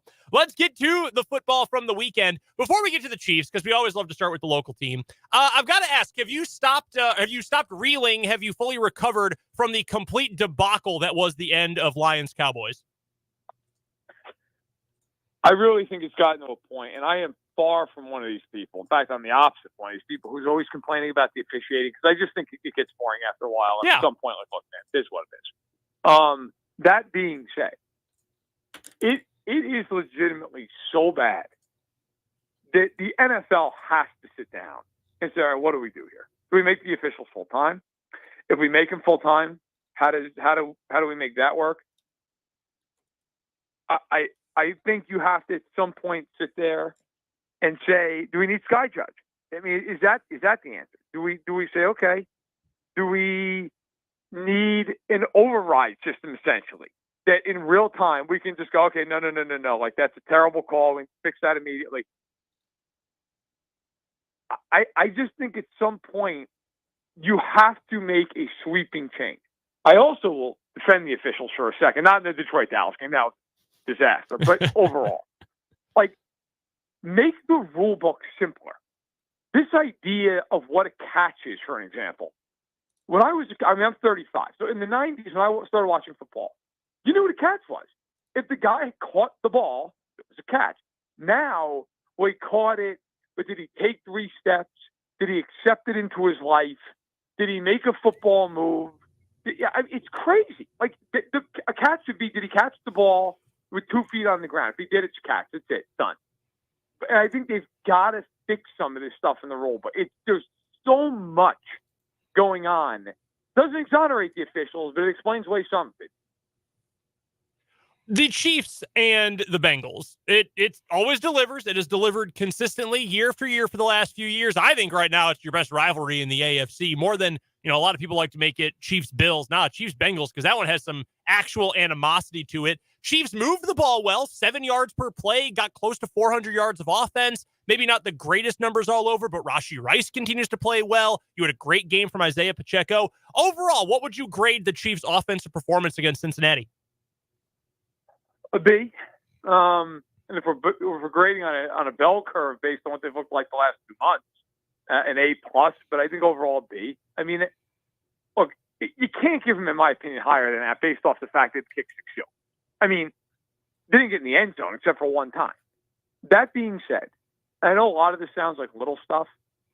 I was impressed by the fact that they looked like an actual football team on Sunday, which is a sad commentary in Week 17. But they were out of the huddle on time. They weren't screwing around at the line of scrimmage. They weren't all over the place trying to figure out how to get lined up. They had a few drops, MVS says hello, but for the most part, they actually executed. They didn't take one pre-snap penalty. They had the one turnover. And that was off of Morris getting beat. And I actually thought Morris played pretty well outside of that play, but he got beat there, got beat clean. I thought Juwan Taylor, who I've been crushing for a month and a half, like, he played really well. He actually, I thought maybe played his best game as a Chief. You could build off a lot of that. Rice was fantastic again. Pacheco was fantastic again. Like that, that's the kind of performance. If you're the Chiefs, you sit there and go, all right, we can live with that. We'd like to turn a few of those field goals into 7. But, like, if we do that and play defense the way we played all year long, that's a Super Bowl team, potentially. And the Ravens are the favorite for sure. But in the AFC, I don't think there's anybody you look at and go, oh, my God, can't beat them. Like, that's the way they need to play, with the caveat of a couple of those field goals, can't be field goals, got to be done. L'Jarius Sneed, first-team All-Pro? He should be. I don't know if he will be, because sometimes that stuff's a popularity contest. He should be a first-team All-Pro. I don't have a vote yet. If I did, he'd have it. He would definitely have it. I mean, in my opinion, he's the best corner in football. I don't care. Like, I know you get a Jets fan to Sauce Gardner or Broncos fans to Can. Fine and well. They're not better than him. Not this year. I mean, he has guarded everybody you can think of one-on-one and completely shut every one of them down. And I get, like any corner, you're going to get some double help on these top guys, and all. That's fine. That's true of everybody. He has shut down Tyreek Hill, Justin Jefferson, A.J. Brown, Jerry Jeudy twice, DJ Moore, Calvin Ridley, Amon-Ra St. Brown, Stephon Diggs, now Jamar Chase. I mean, it's unbelievable. And in some of those cases, Keenan Allen is another one, and in some of those cases, to 0 catches, 1 catch. I mean, I don't know if he gets it or not. He should. And I'm to the point, like, the big debate with the Chiefs has been, well, do you pay him, do you pay Jones? It's nothing against Chris Jones, who I think is going to walk into Canton, and rightfully so. You have to pay L'Jarius Sneed. I mean, if you can pay them both somehow, great. You have got to pay L'Jarius Sneed after the season. Matt Verderame of Sports Illustrated is our guest, joining us on the Fleming Place Wine and Spirits Hotline, usually on Mondays at this time, gracious enough to join us on this Tuesday edition of 580 Sports Talk. You can find Matt's work with the Sports Illustrated magazine, the website, si.com. And you can find him on Twitter at Matt Verderame. Matt, the big matchup of the weekend was the Dolphins-Ravens showdown, and it wasn't much of a showdown. Lamar Jackson locked up the MVP. The Ravens locked up the number 1 seed. How far ahead do you think the Ravens are from the field right now when it comes to being Super Bowl favorites? Well, I think that's kind of a nuanced question, so I'll try to do my best, despite my mental capacity, the nuanced answer. The Ravens deserve to be significant favorites in the AFC at the moment. They are 12-3. They have the best record in football. They have annihilated some of the best teams in the league. Absolutely crushed Miami, crushed Detroit, crushed Seattle, beat the Rams, didn't crush them, beat them in overtime, beat Jacksonville in a game that, frankly, Jacksonville could have won, but they didn't. Here's the flip side of this with Baltimore. I have seen this movie with the Ravens. And maybe this movie has a different ending, but I'm in the camp of, you got to show me. Because I have seen the Ravens do this, where they destroy teams all year in the regular season, and they get in the playoffs, and everything goes sideways. Now, I will say this. I think this is probably the best path they've ever had. But 5 years ago, this team went in there and bit the bit as a 14-2 team and lost to Ryan Tannehill at home. I do think they're the favorite. I don't think it's overwhelming. However, I only think 2 teams that are alive and well in the AFC, that are alive for a playoff spot, have a shot to go in there. Buffalo and Kansas City. I don't think anybody else is doing it. You want to throw Cleveland in there? Fine. I'll hear that. Miami's not beating them. None of these other wildcard teams are beating them. Jacksonville's not going in there and beating them. So they're the favorite. But I think that the big key against them is, can you get ahead of them? Just like the Niners. If you can get ahead of those teams, they're imminently beatable. But that's a chore. You got to be able to get out in front and make them play your game. What would a Chiefs win over the Ravens look like? Like, what shape would that take if the Chiefs have to go to Baltimore for an AFC championship game? If they won that game, what would it look like? Offensively, I think it would look a lot like the way that it played out on Sunday, which is they're going to have to throw the ball down the field. The Ravens are going to get aggressive. They're going to challenge them. They're not going to respect them down the field. Like, that's kind of the odd thing right now, I think, with the Chiefs. For years, it was, okay, well, you're going to have to play underneath, and you're going to have to deal with these shell coverages and too high and all this other stuff, right? I mean, that's what it was. It was always going to be you were going to make a dink and dunk down the field. We've now done a 1-8. I actually think the Chiefs are going to have to throw the ball down the field. And if you're Mahomes, that might be music to your ears. Maybe you're going, that's great. I mean, that's what this is going to look like. The Bengals begged the Chiefs to beat them down the field. And the Chiefs did it. That's why they won that game. They got chunk yardage. They got huge plays down the field. They are going to need to do that against Baltimore. Defensively, I actually think the Chiefs are a very tough matchup for Baltimore because they can put all their receivers one-on-one. And without Keaton Mitchell, without Andrews, if you're the Chiefs, you can be pretty aggressive up front. Chiefs have a lot of speed on defense. I mean, that is the thing. That's why I think same thing with Miami. The Chiefs can match them. The Chiefs can just go into man, which most teams won't do against that type of speed. The Chiefs can do it.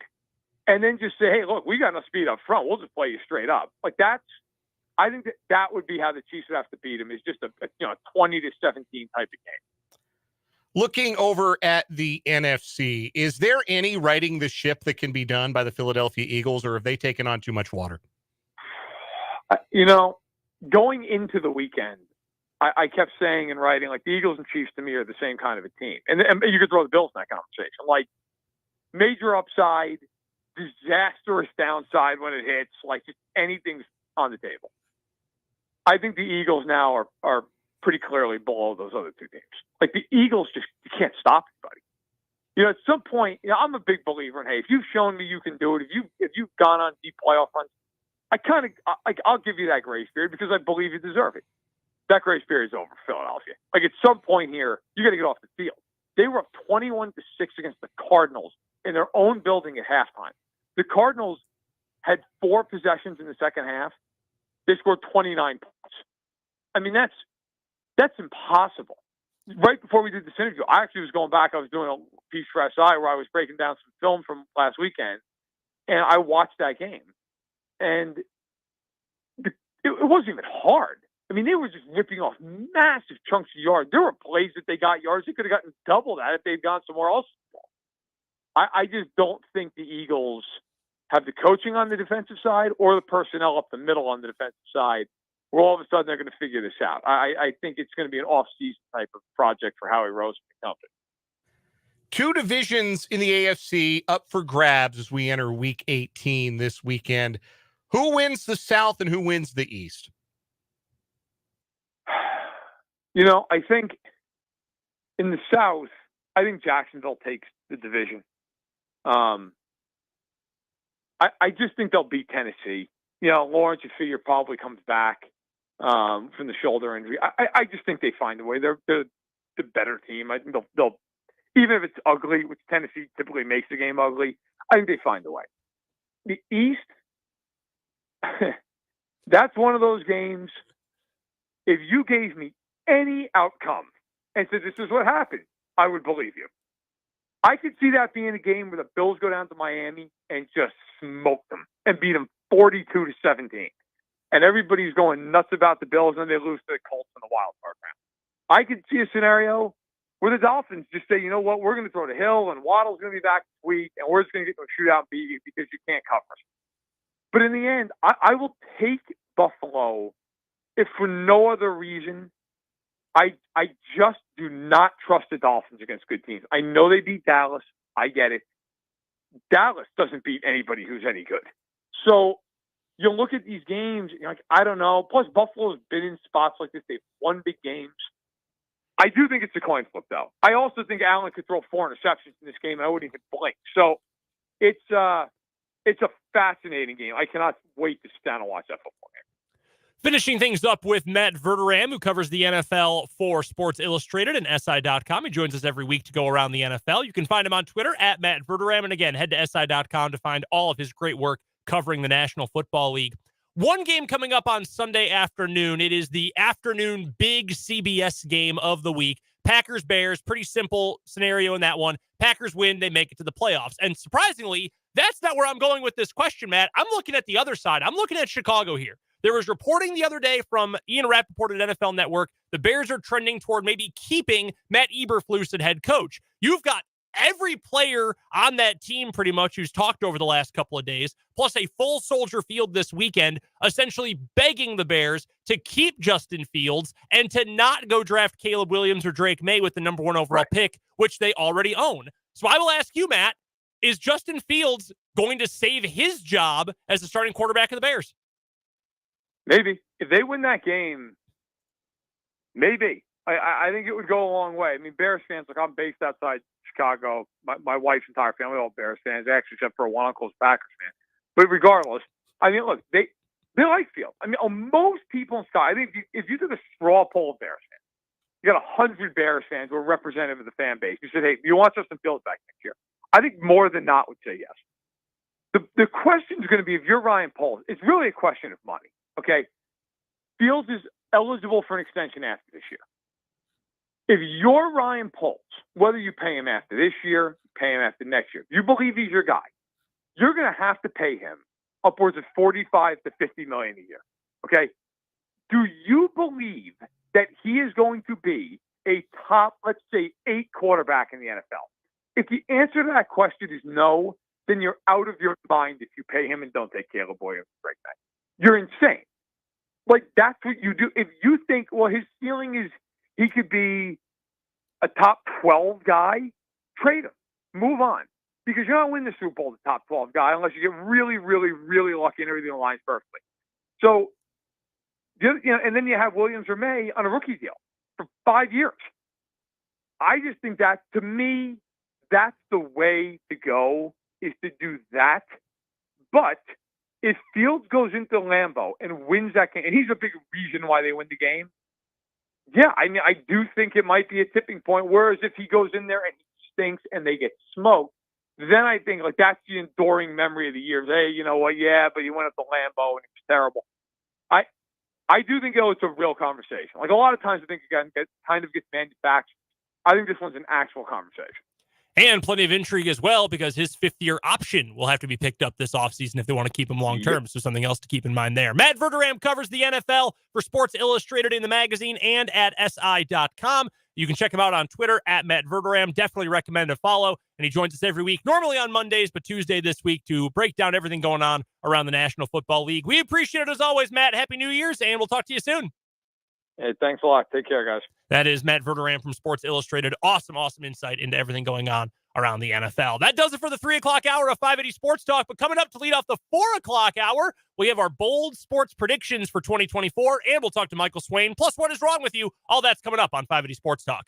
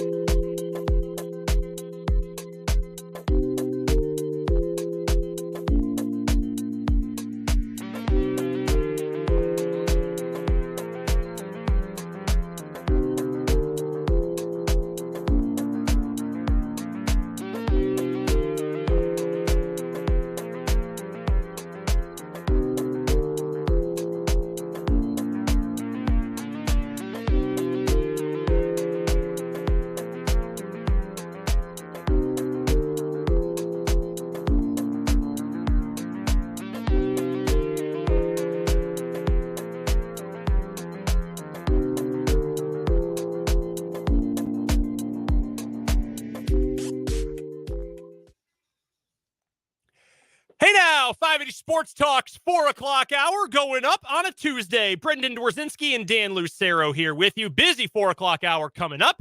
We appreciate you for spending some of your afternoon hours with us on this second day of 2024. I already screwed up the date in our show notes. I have since updated it, but I had put 1/2/23 instead of 1/2/24. Oh, I didn't even notice. Yeah. Well, so it was inevitable that was going to happen. It's not a real year. No. 2024. Come on. Happy leap year, by the way. Yeah, it is a leap year. Yeah. You know, one more day to grind through this year. Oh, gosh. Coming up in this 4 o'clock hour, we've got our bold sports predictions for 2024. I've got a host of them. I don't know how bold a lot of them are, but I've got a couple that are fairly spicy, both local and on a national scale. So we'll get to those coming up here in a few. We've also got today's What Is Wrong With You, our first of 2024. Maybe today we find our yearly winner. The meat suitcase, that one, our 2023 champion, that was a January winner. Yeah. We've had a couple of January winners, in fact. We have. Grilled Cheese Standoff, man. Grilled the very Cheese first. Standoff was a January winner. Yeah. And then we've got Jayhawk Weekly with Michael Swain at the bottom of the hour. Michael will join us on the Fleming Place Wine and Spirits hotline to talk all things Kansas Jayhawks. We're still getting to your texts. 785-272-9429 is the text line number. And, of course, you can find us on YouTube. 580 Sports Talk is the name of our channel, just like it's the name of our show. So go check us out. Subscribe to the channel. And you can check out all of our video content there. I believe, if I am not mistaken, and I'm going to check right now, opening up the year, 408 subscribers. Not bad. Made a lot of progress over the past year. We appreciate you guys for subscribing, for following along on YouTube, and definitely recommend and request that you do that at your earliest convenience if you haven't already. All right. I've been waiting for this one. The bold predictions we have for the sports world in 2024. I got a handful of local ones, a couple of national ones. Do you have any that are especially spicy? This isn't just your run-of-the-mill hot take. One that's got some real habanero kick to it. I don't know that I've got any that are particularly bold. I mean, I don't think these are mild, but I do not think this is like the sauce at the end of Hot Ones. Like, I don't have any Da bomb. Yeah, I don't have da bomb level. Like the Scoville units on my predictions, I don't think are crazily spicy. But I can start with I guess the one that I do think maybe has the highest Scoville units. Let's do it. The Kansas City Royals will be within 5 games of the AL Central lead at the All-Star break. Okay. All right. So a hot start for the Royals, or just another terrible year for the division? More the latter than the former. Like, I think that a lot of what I'm looking at here is an American League Central that I don't think is going to be very good. I don't think there's a 90-win team in the American League Central. I think it'll be another year where 85, 87 wins probably does it. And I think the Royals have, with their additions thus far this offseason, have raised their floor high enough and will get steady enough starting pitching. They're going to be in more games. I think the lineup will be generally solid. And I think they've got a chance to be hanging around at the All-Star break, which they haven't even given us that the last handful of years, if we're being really honest. So that would represent a step in the right direction. I was not quite willing to say within 5 games of the lead on September 1st, but I also don't think that's out of the question either. So with that, I'll get to my Royals bold prediction for the year. The Royals finish not last, not fourth, third in the American League Central. Okay. They finish right smack dab in the middle of the division. Not a playoff team at that mark. I still don't think they'll have a record good enough for that. Probably a sub 500 team again. But I think, the rest of this division stinks, and no one is trying to win. No, the Royals are trying to win as much as anyone is at this point, which is sad, but also at least somewhat encouraging locally. And I think the Royals have added enough, as you outlined when the moves were made, to add Seth Lugo and Michael Wacha and add Chris Stratton to help out the bullpen. Like, it's a real pitching staff. Yes, it's not what they were rolling out last year. And you can go, I think, a decent way in this division with a real live pitching staff. You're not sending unqualified rookies and youngsters out to the slaughter. You got guys who know how to win games in the major leagues. I would still like to have another major league bat in this lineup before we get to spring training. I do think that is still something this team could use, but I think there's at least enough of an offensive core led by a genuine superstar in Bobby Witt Jr. You've got a real, legitimate, respectable major league pitching staff. Bullpen is, you added a couple of guys who are at least, known arms, known quantities. I think you can get by with this group. So I'm certainly bullish on what this Royals team can. Now, bullish is, again, third place in the worst division in baseball, but that's progress. That's a step forward. They will be more interesting, and I, for one, am ready for James MacArthur season in the bullpen. Sure. James MacArthur and John McMillan, baby. Lock it down. Sure. Let's do it. Let's roll. Give me another local one you've got. All right, I'll give you a Chiefs prediction. Okay. Not one about how this current season is going to end. Okay. I'm going to make a prediction about the offseason. Oh, I am as well, in fact. I'm going to make 3. Oh. The Chiefs will draft a wide receiver with their first-round pick. I know, really out there on a limb. Okay, all right. But yes, this is a good draft for wide receivers, and the Chiefs are going to go and get one in the first round. Get me a Dunze. They are also going to trade for an established wide receiver, probably with a mid-round pick. Okay. They're going to go get, I'm not going to give you a name because I haven't done that much research on which players might be available, but they're going to go get an established guy. Okay. And they are going to re-sign L'Jarius Sneed. Ooh, I like that. Not Chris Jones. Yeah. But they are going to pay L'Jarius Sneed. I was going to ask Matt Verderame before he got into his windup about it when we were talking about him, talking to Matt in the last hour. I was going to ask you if he thought that the Chiefs should re-sign L'Jarius Sneed, would re-sign L'Jarius Sneed. And he basically said they have to. And the season he's having and how much he means. Talked about this. You weren't around in the opening part of the show. But the Chiefs are a team that they don't do the talking. They're just about the action. Like in stark contrast to what we saw from Jamar Chase and the Bengals this week. Like, there are a lot of teams who like to talk. The Chiefs aren't a talking team. They just go and do their business and then they talk after. And I think L'Jarius Sneed is a huge part of that. He feels like heart and soul of the defense a little bit. And I think that is why the Chiefs will re-sign him to a lucrative multi-year contract. He will get the big bucks. We have asked a couple of times over the course of the year, I think training camp, during the year, and now with the regular season about to close out, who would you rather re-sign, Chris Jones and L'Jarius Sneed? I've been on the Chris Jones train the entire time. I don't know. Sneed is certainly making that a legitimate argument at this point, and I don't know if I have flipped completely, but I'm very close to flipping. I've got a different approach for how the Chiefs are going to address their wide receiver issue. This is what I would consider my spiciest local prediction for the year. Okay. And it's a two-parter here. The Chiefs land Mike Evans. Ooh. Just like Brett Veach said after Super Bowl 55, this will never happen again with the offensive line. We will never be in a spot again where we have to start guys like this. We're going to have depth and we're going to have top-end talent. And he went out and got the best center in the draft in Creed Humphrey. They went out and took a health risk, but it has paid off with Trey Smith. They gave massive money to Joe Tooney. Who could be all-pro this year. Probably should be. And have continued to give big contracts. Traded a first-round pick that year, too, for Orlando Brown Jr. Orlando Brown Jr. paid big bucks for Juwan Taylor. He said, never again.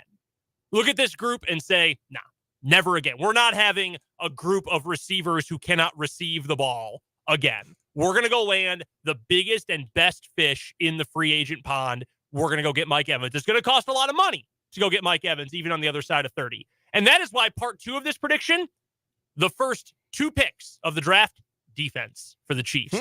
They keep this defense going. Spags has it rolling. The system is in place. You got a good group of young guys, young veterans, older guys on the team. Keep the young talent pipeline going where the Sneeds and McDuffies become that middle core of your defense as opposed to, the Chris Joneses of the world. Throw Karlaftis into that group as well. Keep bringing in new guys to replenish it, similar to drafting Shamari Connor and Leo Chanel in the last couple of years. Same kind of principle, I think. You're going to have to find defensive talent somewhere. You can't keep all those guys if you're going to go get a player like Mike Evans. But I think this will be the never again. And for Mike Evans, who has something of a connection with Baker Mayfield and know he loves Tampa, Tampa has shown no willingness to negotiate a new contract with Mike Evans. He got to play with Brady. He's also played with Mike Evans. He played with Ryan Fitzpatrick. He's played with with Baker Mayfield, not himself. Like, he's played with some okay quarterbacks, and then the GOAT. Why not go play for the next greatest of all time?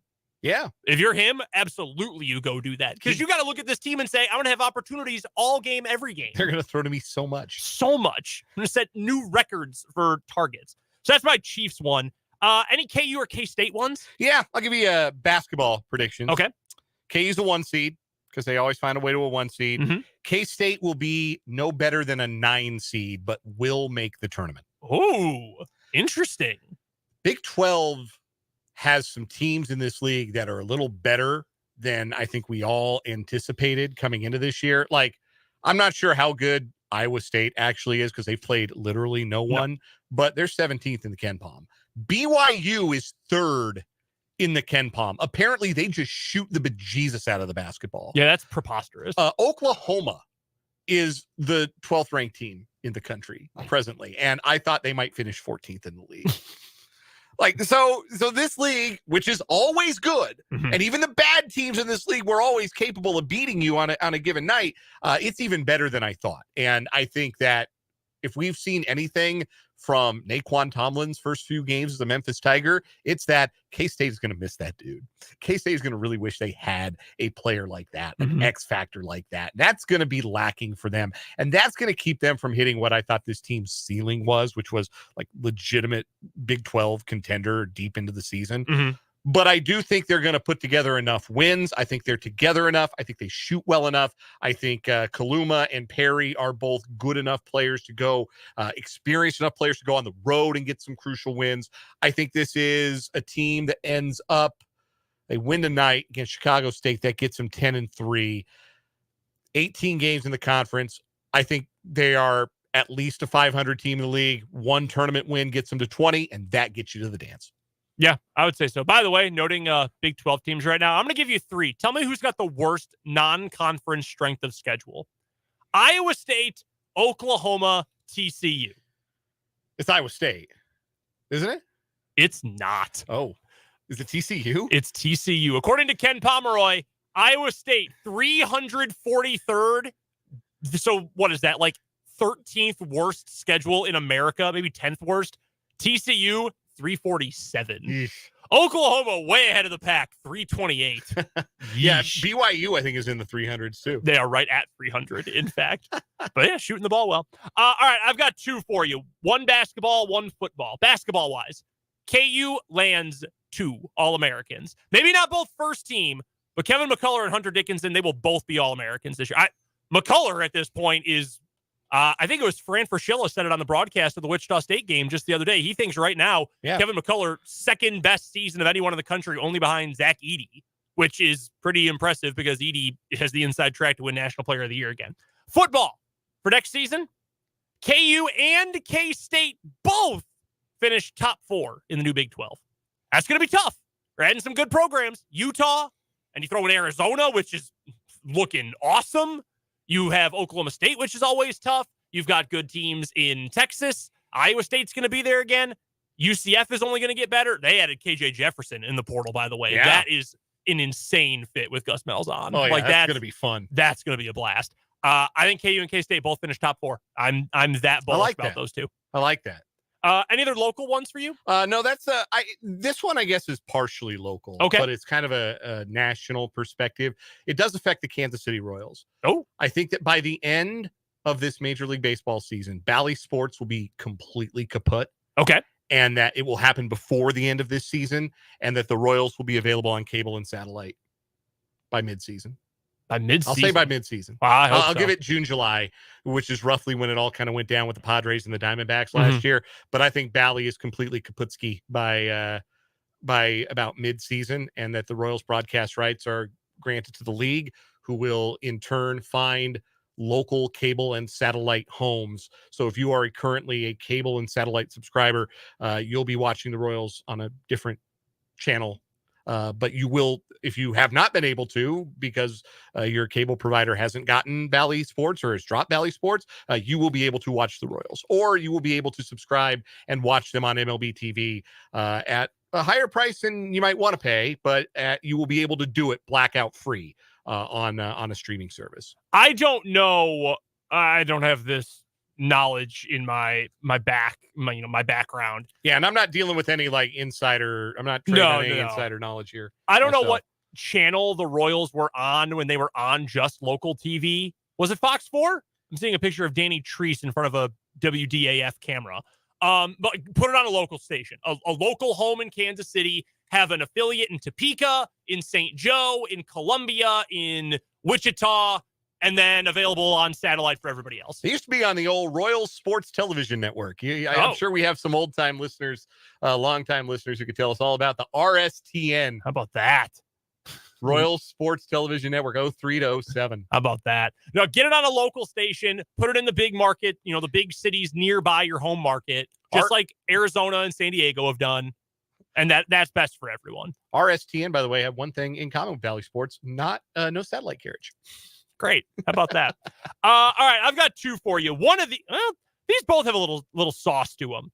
Here's the one that I think is mostly out of left field. Going to NCAA here. Big picture NCAA. Okay. Before the end of the year, Charlie Baker resigns as president of the NCAA. Ooh, interesting. He said, I could have gone with my government pension into retirement and done nothing but lobby and hang out with my other rich politician friends the rest of my life. Instead, I came back for everyone in the public to hate me and for the Supreme Court to continually hand me L after L after L. No, sir. No, thank you. Get me out of the business. So I think Charlie Baker out by the end of the year. Would you want that? Would you want your profession to be, I'm going to get embarrassed by every court in America over and over and over again, like week after week at this point? The national championship football game is between a team whose conference is dying and a team that might have broken some rules, but that nobody can figure out how to punish. And that won despite being punished already. Yes, and it was kind of punished, but kind of not, and then they won anyway. Why would you want to be in charge? Like, the NCAA is in charge of nothing. No, nothing at all. So, it is a sham. Why would you want to be in charge of something that has no power? Like, I'm sure the check is nice, but there are lots of ways for a former governor to make a similar make a similar size check without wasting the time. I'll give you another sports business one. I think that the PGA Tour's merger with the Saudi Public Investment Fund is done pre the Masters. Ooh. I think it gets done sometime in February. And I think that makes 2024 the final year of Live Golf. And there is some sort of consortium that is like the home of pro golf by 2025. And that's not all. I think that by the end of this calendar year, it will either happen or will be heavily rumored that the PIF will invest in an American major sports franchise. Well, I wonder what league that would be. The NFL has a rule that you can't have foreign governments. Can't be a sovereign wealth fund. Yeah. For now. Yeah. I mean, it's already almost that way in the NBA with the Wizards and in the NHL with the Capitals, because is it the Saudi PIF? I don't remember what group it is, but they've invested in the company that owns the team. Right. Monumental. Yeah. Yeah. So they already are close to it. I would not be surprised at all. I really wouldn't be. No, like what's stopping, like, aren't the Hornets for sale? Probably. Like PIF just buys the Charlotte Hornets. Yeah. And moves them to Riyadh. Is that how you pronounce the name of that city? I don't know. I don't know either. I got one more for you from the NFL. I asked Matt Verderame last hour about Justin Fields and his future with the Chicago Bears. Mm-hmm. The Bears decide they're keeping Justin Fields. The players are going to revolt. They decide they're going to run it back because they've been playing well recently. And they are going to trade the number 1 overall pick to the Washington Commanders. And here's the big reason why. Twofold. One, new owner.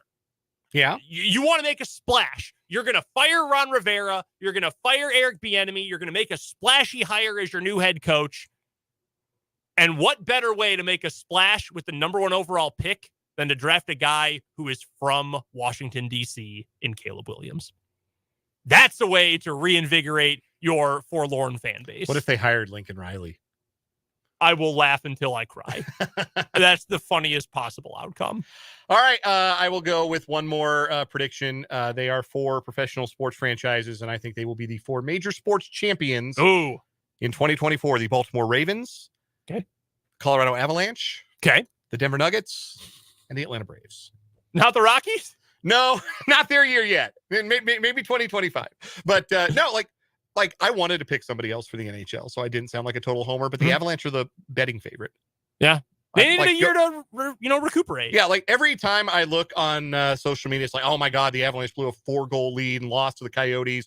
That drops them to 7-2-1 in their last 10 games. It's like, oh well, champagne problems. Can I ask for a compromise that if the Nuggets win it all, they beat the Bucks in the finals?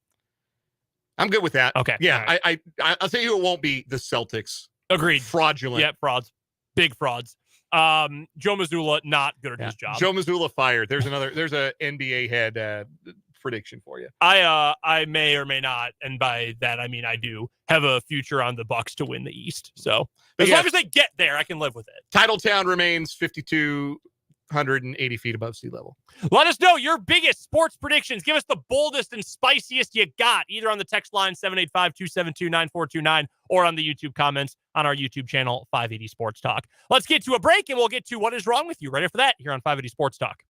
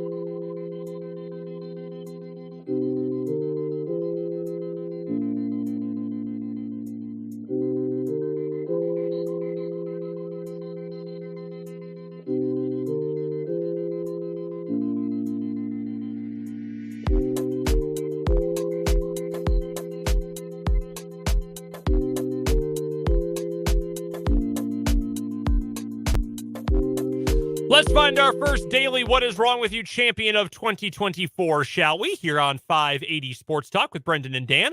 What is wrong with you? Brought to you as we start off this new year by our good friends at Top City Metal Supply. They cut the metal you need to your specifications, saving you time, money, and material. Never settle when it comes to your metal with Top City Metal Supply, located on South Topeka Boulevard, halfway between Frito-Lay and Forbes Field, right here in the capital city.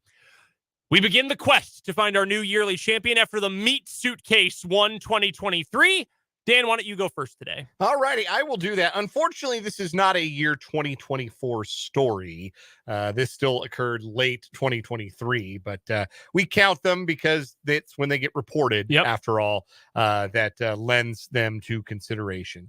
And so we go to North Carolina, High Point, North Carolina. In fact, we go to a McDonald's where 44-year-old manager in training, LaToya Gladney, felt as though her employees were disrespecting her. So she called in her husband for an assist. Her husband is 57-year-old Dwayne Waden. That's kind of a funny name. Very funny name. 57-year-old Dwayne Waden, who is a church pastor. He chose not to turn the other cheek when he arrived at this McDonald's. He began punching Theodore Garlington, another great name, who is a cook at the McDonald's, in the face. He walked into the kitchen, started punching Theodore in the face, also allegedly wrapped his hands around his neck and began pushing his head toward the deep fryer. Oh, my God. Before the 34-year-old Garlington could be dipped in hot oil, several employees interceded, pulling Waden off the victim. Garlington suffered a large contusion to the forehead and right eye, along with scratches on his neck. While EMS workers responded to the scene, Garlington chose to have relatives transport him to the hospital. After High Point Police Department officers interviewed witnesses and reviewed store security footage, Waden was arrested for assault. According to his Facebook page, Waden works as a semi-truck driver and is the pastor of Elevated Life International Ministries, the slogan for that church, where hope starts and life begins. It is unclear what effect the melee will have on his wife's managerial aspirations at McDonald's. I hope no good impact, for sure. Somebody accusing me of making up the names on the text line. Dwayne Waden. 785. Swear to God. Can't make this up. Dwayne Waden is so funny. That's extremely funny. No, that's real. I was looking at the story right here. Very, very funny. My story is going to take us to Spain, where a British woman claimed that her holiday, her vacation to the town of Benidorm in Spain, was ruined because her hotel had, quote, too many Spaniards in it. All right. Again, this is in Spain. Freda Jackson, who is in her 80s, said Spanish people should, quote, go somewhere else for their holidays, and that her 2-week trip made her cry. Because, again, there were too many Spanish people in Spain. Now, the woman, who has some mobility issues, claimed all the way back in 2018 that her accommodation was teeming with rude native Spaniards, including one who almost knocked her over. She said the hotel was full of Spanish holidaymakers, and they got on our nerves because they were just so rude. One guy nearly knocked me flying and just walked off without apologizing. The woman was also unimpressed with the entertainment offered at the resort. It only gets worse from here. Quote, the entertainment in the hotel was all focused and catered for the Spanish. Why can't the Spanish go somewhere else for their holidays? Again, this is in Spain. She had booked to stay at the Poseidon Playa on the outskirts of Benidorm with a friend of hers. She said that the travel operator even recommended the hotel, and despite her request for a flat ground access, it was located on a slope instead. She has demanded a full refund of her £1,100 that she paid for the trip. It only gets more xenophobic as it goes on.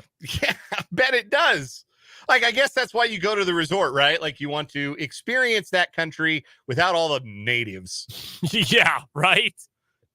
The all-inclusive look. Yeah, it turns out, you know who else can afford to go to those resorts? People who live there, because they know how to fly. They can just check in.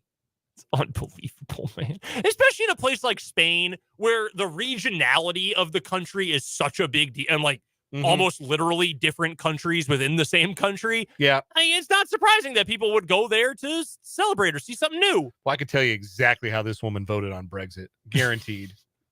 Yeah, you know that's true. All right, who gets the win today?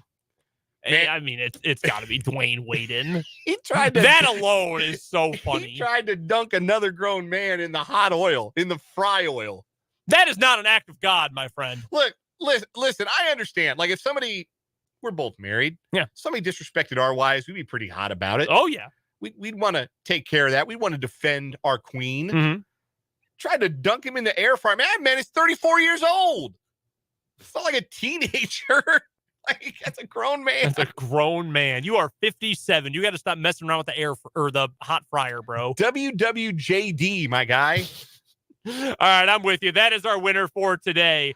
The pastor who tried to dunk another man's head in the deep fryer. We'll work on the name if it advances any further. That is our daily winner in What Is Wrong With You, sponsored by Top City Metal Supply. Metal cut to order when you need it. That's Top City Metal Supply on South Topeka Boulevard. Coming up next, we've got Jayhawk Weekly with Michael Swain here on 580 Sports Talk.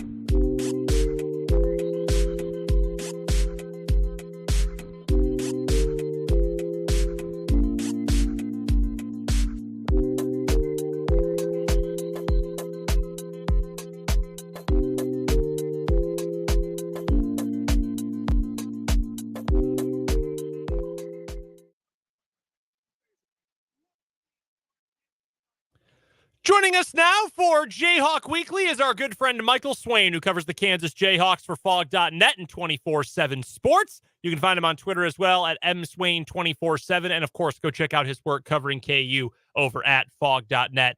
Michael, first thing I've got for you, and this can be KU-related or otherwise. Give us your biggest, boldest, spiciest sports prediction for 2024.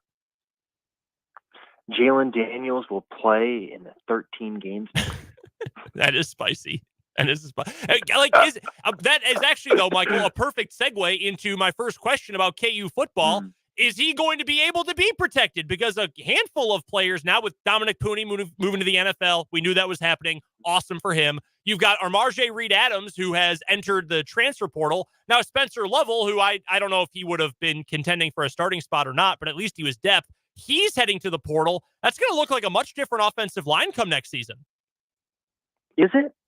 That's kind of my reaction. I've seen that sentiment a few different places, and I guess I understand it, but Look, KU's going to have, right, Michael Ford, Kobe Baines, and Bryce Cable do all back, and all guys that started multiple games for KU this year. I think left tackle is going to be a really big question because you look at what KU has, and someone like Logan Brown, who was brought in last offseason to be someone that can compete at left tackle.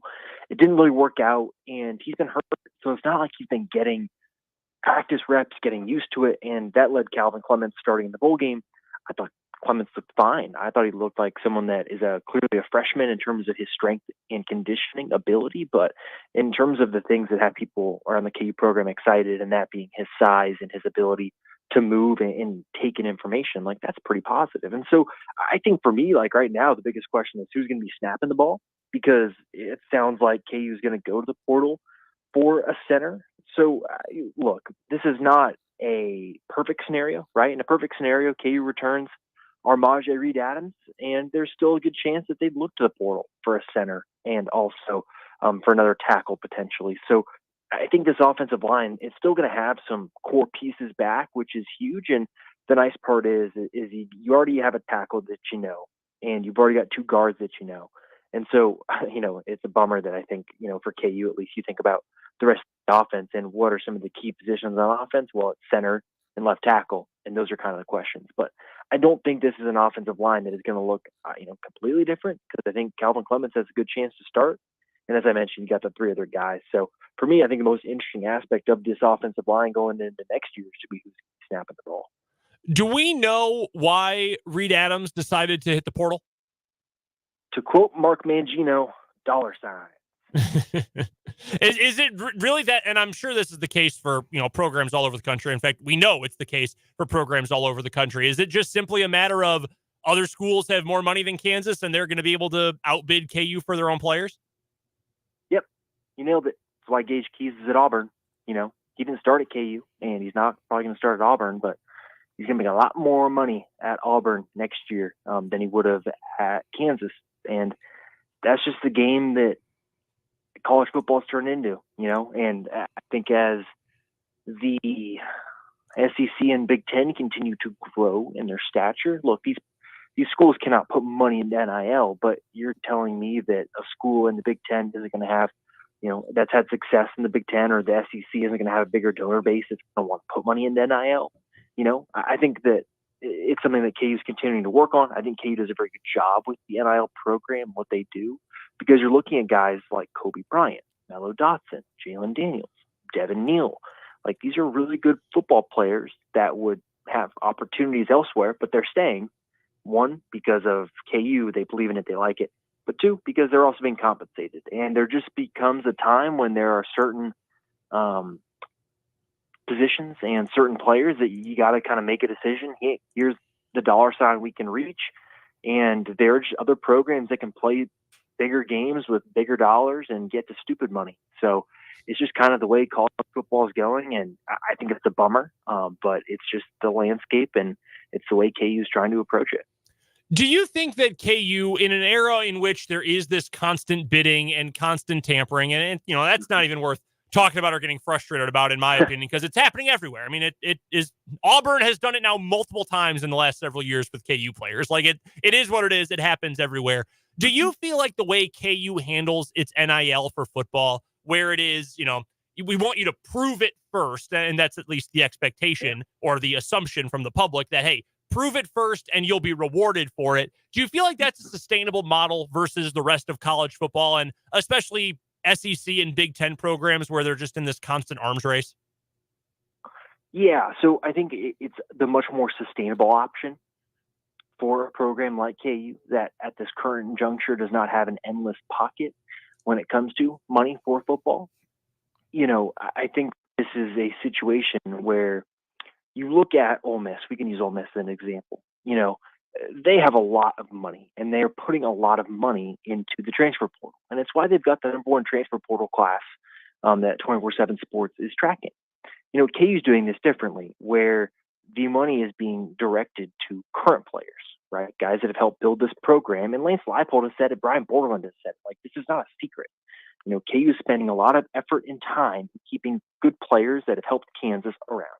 They are not going out there and shopping for the guy that wants, 150 grand to come to Kansas and then get paid more.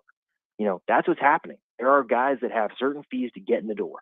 And once you're in the door, then you're talking about what they're going to make when they're on campus. And that's just a game KU's not going to get with. And I think that's the right way to go, because you look at what KU is going to be in the long term, right? I think ideally, Lance Leipold would like this program to develop. You recruit high school kids. They're in the program 4 to 5 years. They know the scheme like the back of their hand by the time they're an upperclassman. You get them starting for 2-3 years, and that's the cycle that things are going to go. Then you go to the portal for spots that you need. Like, for example, this year, a center. KU has had time, and they've looked at the roster, and it's like, not really too many options here that we feel great about. So let's go to the portal and try and fix that. Or linebacker this year, or defensive end like last year. So I think that's the right way to go. And then you can say to those players, look, this is what we do for players that are high impact players. Look at Kobe Bryant. Look at Jalen Daniels. Look at different guys at different positions on both sides of the ball and what they've been able to make and achieve at Kansas because they put in the work and showed they can do it. And taking that approach is going to, get a certain type of player, because it's not going to be guys that are looking for a payday. And I'd argue that's probably better for your overall team culture, because there's going to be better buy-in, and generally guys are going to want to succeed, because guess what? Then they know they'll be taken care of. So I don't know if KU is going to be able to get a ton of guys that have Power 5 production at other schools, because those are the type of guys that are commanding that high dollar figure. So what are you going to do? Well, you're going to go to more kind of group of 5 programs or a program like Youngstown State and go get their, stud defensive end who wants to prove himself at the Big 12 level and wants to go to a good program where he can get a good education for his last year. Will also have the chance to make good money if he performs well. So I think it's a certain character that I think you go after in this modern day in college football. And I'd argue that those are the types of people that are also more willing to stay if another person comes in and bids more, because for them, it's not necessarily about the money on the front end of that relationship. Michael Swain of Fog.net is our guest here on the Fleming Place Wine and Spirits Hotline. He joins us every Tuesday at this time for Jayhawk Weekly here on 580 Sports Talk. Find Michael's work at Fog.net, part of the 24/7 Sports Network, and check him out on Twitter at mswain247. Michael, a couple of high-profile returns have been announced, and not Devin Neal's formally yet. That's only been reported, but Devin hasn't made that announcement himself. Kobe Bryant has, and it looks like Lawrence Arnold has announced that he's going to come back for a 5th year as well. Were both of those returns expected by the KU staff, or are those in the category of pleasant surprises? I think they were expected. I think Lance Leipold may have scooped Lawrence Arnold on that one. I think at the bowl post-game press conference, he said that, Lawrence Arnold and Luke Grimm are both expected back. So, but look, I think you're in this day and age where guys are going to announce just to end any sort of speculation or any sort of look. I think there are people freaking out about a comment Lawrence Arnold made on Armaje Reed Adams' Instagram post. So we're in this day and age where I think people read into social media stuff a lot, and as a result, these players are able to get some attention, and I think that's great.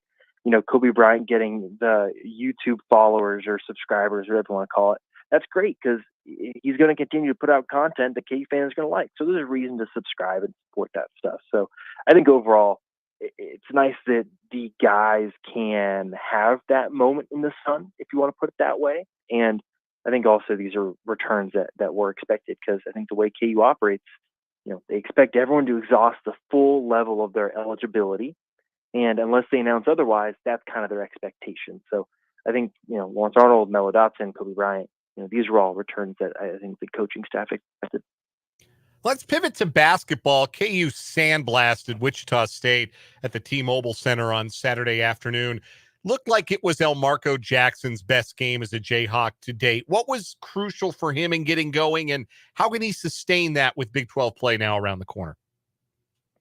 Well, I think so much of his progression this year has been mental, because you saw early in the year where he was trying to process things, and the game was moving way too fast for him, and he really struggled. And I think the plays that he made during that the 7-0 run he had by himself are the moments that are why KU recruited him. It's getting to the rim, showing really good physical ability, and playing through contact and elevating. Those are the things that if you watched him during the grassroots basketball scene, high school. Like, he was a guy that was a line drive, get to the rim, have the physical ability to play through contact. And I don't know if we've seen that all the time from him. I think he's deferred too much. And what I loved about the game that he had is the fact that he took it on himself to go and make that cut to the rim in transition and be the guy that's out in front running. So I think those are some really big positives. Obviously, the 3-point shot, we'll see how that progresses. He made 2, first time in his KU career that he's made multiple threes in a game. So I think for him, you just see the gears are starting to turn for him a little bit more as it comes to processing. And like we've seen as freshmen under Bill Self, not everyone's like Grady Dick where they come in and immediately can get to their strength. Sometimes it takes some time to find out how to get back to that strength that you had in high school and try and find it. And so I think Elmarco Jackson is someone that's finding it. And I think it's just big that he continues to stack good game on good game and really build that confidence to where he knows he can go into a road game, at Houston at the end of the season and offer what he brings to the team, which is, I think, a really good driving ability. I think he's a good passer. I think defensively he continues to get better. He's not as much of a liability as he was early in the season. So I think for him, the light is turned on, and now it's just about kind of cranking, continuing to go forward and stack these good games. Finishing things up with Michael Swain of Fog.net for Jayhawk Weekly here on 580 Sports Talk. Michael joining us via the Fleming Place Wine and Spirits hotline. You can find his work at Fog.net and 24/7 Sports, and you can follow him on Twitter where his handle is at mswain247. Michael, what'd you think of the way another freshman, Johnny Furphy, played against Wichita State? Yeah, I thought he's another one that I think you're seeing the confidence kind of start to come through. He's someone that was basically a corner camper, early in the year where he was just standing in the corner, ready to shoot an open 3 if he got it. And he even talked about it. That was a role that was different than what he's had in his basketball career. And I think the game on Saturday showed you he is starting to have more confidence in himself to do the things that he's been doing for a long time. And look, it wasn't the most efficient game for him, but you can see the moments, whether it be him slashing and driving to the rim, getting to the free throw line.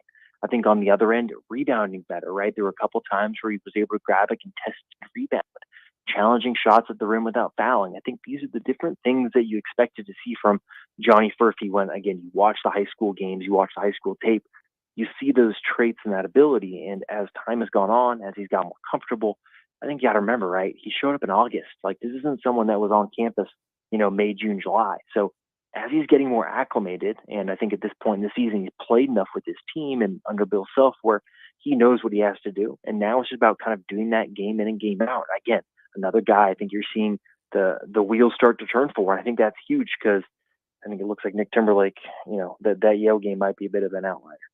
All right, Big 12 play starts on Saturday. KU gets TCU in the opener. Is KU winning the league again? Yeah, it's one of those where Houston's a really good team, but until Houston is able to fight through a league schedule like the Big 12 and show they can do it, I'm not picking Houston, and we'll see about Baylor. So, yeah, I'm picking KU, and I'm fascinated to see what the final record is because there's some interesting travel going on this year with, UCF and traveling to West Virginia. Are some of those schedule losses going to pop up, especially with such a tight rotation? But I think this team for KU is so talented that they'll be all right in the league.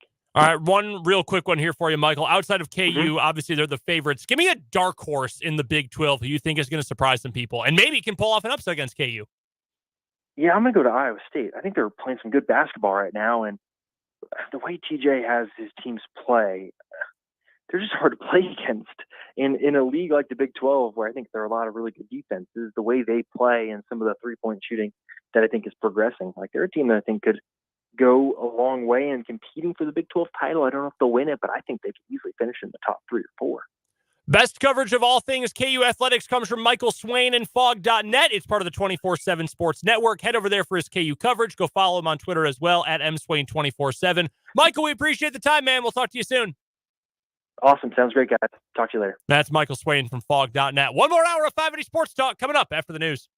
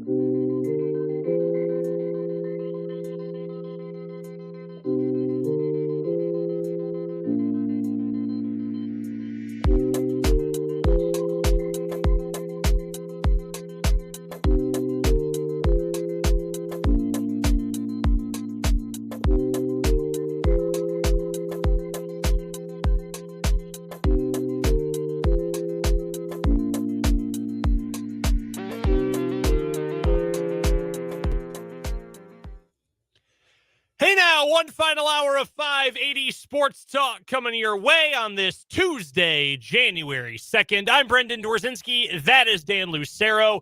Thank you so much for spending some of your afternoon with us. We cannot wait to bring you this final hour of the show today. We've got plenty of 580 Sports Talk headlines to get to. Some college hoops coming up tonight. K-State in action against Chicago State. Chicago's not even a state. Bad news for K-State, though. We'll get to that. Sounds like the debut of Quez Glover will have to wait at least one more game. We'll get to that coming up later, plus some final thoughts on the Chiefs' win this weekend. All that, plus your text to 785-272-9429 and your comments on our YouTube stream, all coming up in this final hour of the show today. Why don't we dive right in with our 580 Sports Talk headlines for this 5 o'clock hour on our first show of the calendar year. And we begin with a report from our friends at GoPowerCat.com, shall we? Yeah, let's do it. The Kansas State Wildcats, according to the folks over at GoPowerCat, are closing in on a new offensive coordinator. As per the writing of Ryan Wallace, a person who Chris Kleiman has called as one of his closest friends in the coaching profession will soon share a spot, on his staff at Kansas State. GoPowerCat has learned that the head coach is hoping to add Matt Wells for the 2024 campaign. Wells is expected to fill the void left by Colin Klein as quarterbacks coach and work in conjunction with Connor Riley on offensive play calls. A source did tell GoPowerCat that the deal is not done, and Kleiman is, quote, still working through some details with Wells. Now, Matt Wells, as you may remember, had a very prosperous tenure as the head coach at his alma mater, Utah State, then became the head coach at Texas Tech. That did not go especially well. He got fired in 2.5 years, was replaced by Joey McGuire, and spent this past season as an assistant and advisor to head coach Brent Venables at the University of Oklahoma. And according to GoPowerCat, I did not know this detail of his job. He was in charge of offensive support staffers for Oklahoma. So essentially, we're going to give you some head coach-like roles, but you're not actually going to be coaching. That's essentially what they gave him. Yeah, probably a pretty big, fairly decent role, too, on a staff with a first-time head coach with a defensive background like Brent Venables. Sure. So I get that. When you think about Matt Wells, probably your mind immediately goes to what happened at Texas Tech. And he wasn't a particularly good or inspiring head coach at Texas Tech. Like, that's entirely fair to say. He got to Texas Tech by being a really good head coach at Utah State. Mm-hmm. Hey, who was his last quarterback at Utah State? Do you know, Brendan? At Utah State, that would be, in fact, Jordan Love. I knew you would know. Yeah. That's why I asked you like that. Go Aggies. So while he was the head coach, Wells, at Utah State, there were 12 Aggies drafted in the NFL draft. They haven't had a guy drafted since he left. So, like, something to be said for player development. That's a fascinating little note from the story from GoPowerCat.com. He had a long career. He's been around a lot of different offenses, and I think that his experience will likely serve Kansas State's offensive coaching staff really, really well. Plus, he has the trust of the head coach, and that might be, honestly, the most important thing. Yeah, I would say so. I think it's, I think of it very similarly, and I'm not going to lie and say I know the entirety of Matt Wells' playbook like the back of my hand. I don't, but I think very similarly to what KU did with hiring Jeff Grimes, this offensive coordinator hire, assuming it does end up being Matt Wells, so much of it is about fit. It's about how much does he mesh with the rest of the offensive staff, with the other important pieces on that staff who are staying in place, like Connor Riley and the input that Chris Kleiman has on that offense, and how much do Matt Wells' ideas and thoughts and concepts mesh with those other guys. And if they feel like that's a good fit, perfect. And again, similar to KU, that Jeff Grimes does his own stuff, but he's going to work well. He's got similar ideas to Jim Zabrowski, to Lance Leipold. That makes sense. The two programs have a lot in common in the way they handle their business. And if you're K-State, you should probably feel flattered because Lance Leipold has talked many times about why he wants to essentially mimic what K-State has done and find that level of success. So I'm not surprised that K-State would go in a similar direction. Coach that you've got familiarity with. I don't want to say that Matt Wells got a raw deal at Texas Tech. I do think he did, in the sense that they fired him before he could possibly make a bowl game, so they didn't get stuck with him. Right. But it also wasn't like completely undeserved that they let him go. I think he's a good coach, though, and maybe he's just better in an offensive coordinator role at this level. Yeah, some guys, just find that at the Power 5 level, maybe the head coaching thing isn't their thing, but the coordinator thing might well be. So be fascinating to see how that addition changes. I don't think, like, when Connor Riley was calling the plays in the Pop-Tarts Bowl, K-State offense looked like the K-State offense. And I don't think there's going to be a whole lot of deviation as far as tempo, as far as how the running game is used, as far as how the quarterback is used in the running game. I think it will be, if Matt Wells is in charge, I think it will be a recognizable offense for K-State next year. I would say so. I don't think we're going back to the Dana Dimmel, Courtney Messingham days. I think those days I hope not. Long past. I think K-State's moving forward. I would hope that's the case for sure. But sounds like that is the next likely outcome for K-State's offensive coordinator, Matt Wells. All right, we got a breaking news headline here from the NFL. We talked about this earlier today. It was your ugly, in fact, from the weekend. Yes, it was. Carolina Panthers chairman David Tepper threw a drink out the window of his suite at a fan after the Panthers lost again, because that's what the Panthers do as a matter of course. They lose football games. Anyhow, there has been punishment from the NFL. The league has said in a statement, all NFL personnel are expected to conduct themselves at all times in ways that respect our fans and favorably reflect on their team and the NFL. And David Tepper has been fined $300,000. David Tepper's net worth is $20.6 billion with a B dollars. Yeah, I underestimated that earlier. I said it was 8. It's not. It's 20 and a half. So to give you some perspective, I did a Google and asked, what is the average net worth of a person? And I found that the average net worth, and I'll give you my source on this. Nerdwallet.com. All right. Sorry. That was a different article. This is U.S. News Money. Okay. It says the average net worth of someone younger than 35 years old is $76,300. That's the average net worth of an American younger than 35 years old. There are some of you saying, oh, I make more than that. There are some of you laughing at the very notion that your net worth could possibly be that high. But anyway, let's say you are an average American, 35 years or younger, an average American adult, and that is your net worth. It would be the equivalent of fining you $1.11. Yeah. Like $300,000 is a lot of, like, objectively is a lot of money. Mm-hmm. And that's enough that you at least take notice, even if that's such a tiny little fraction of your net worth.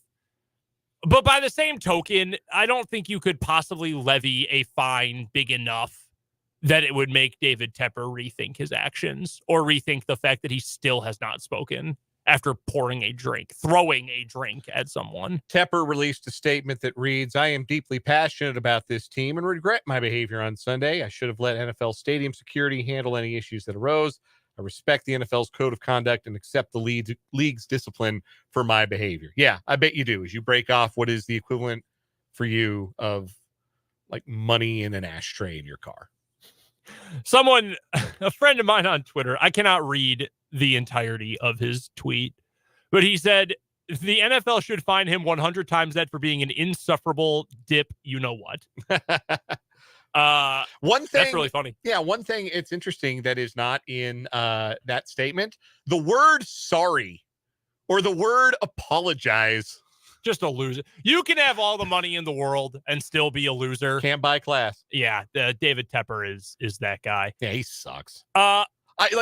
So genuinely like speed running the Daniel Snyder arc. Got a city to sue him. Team sucks. Getting in literal fights with fans.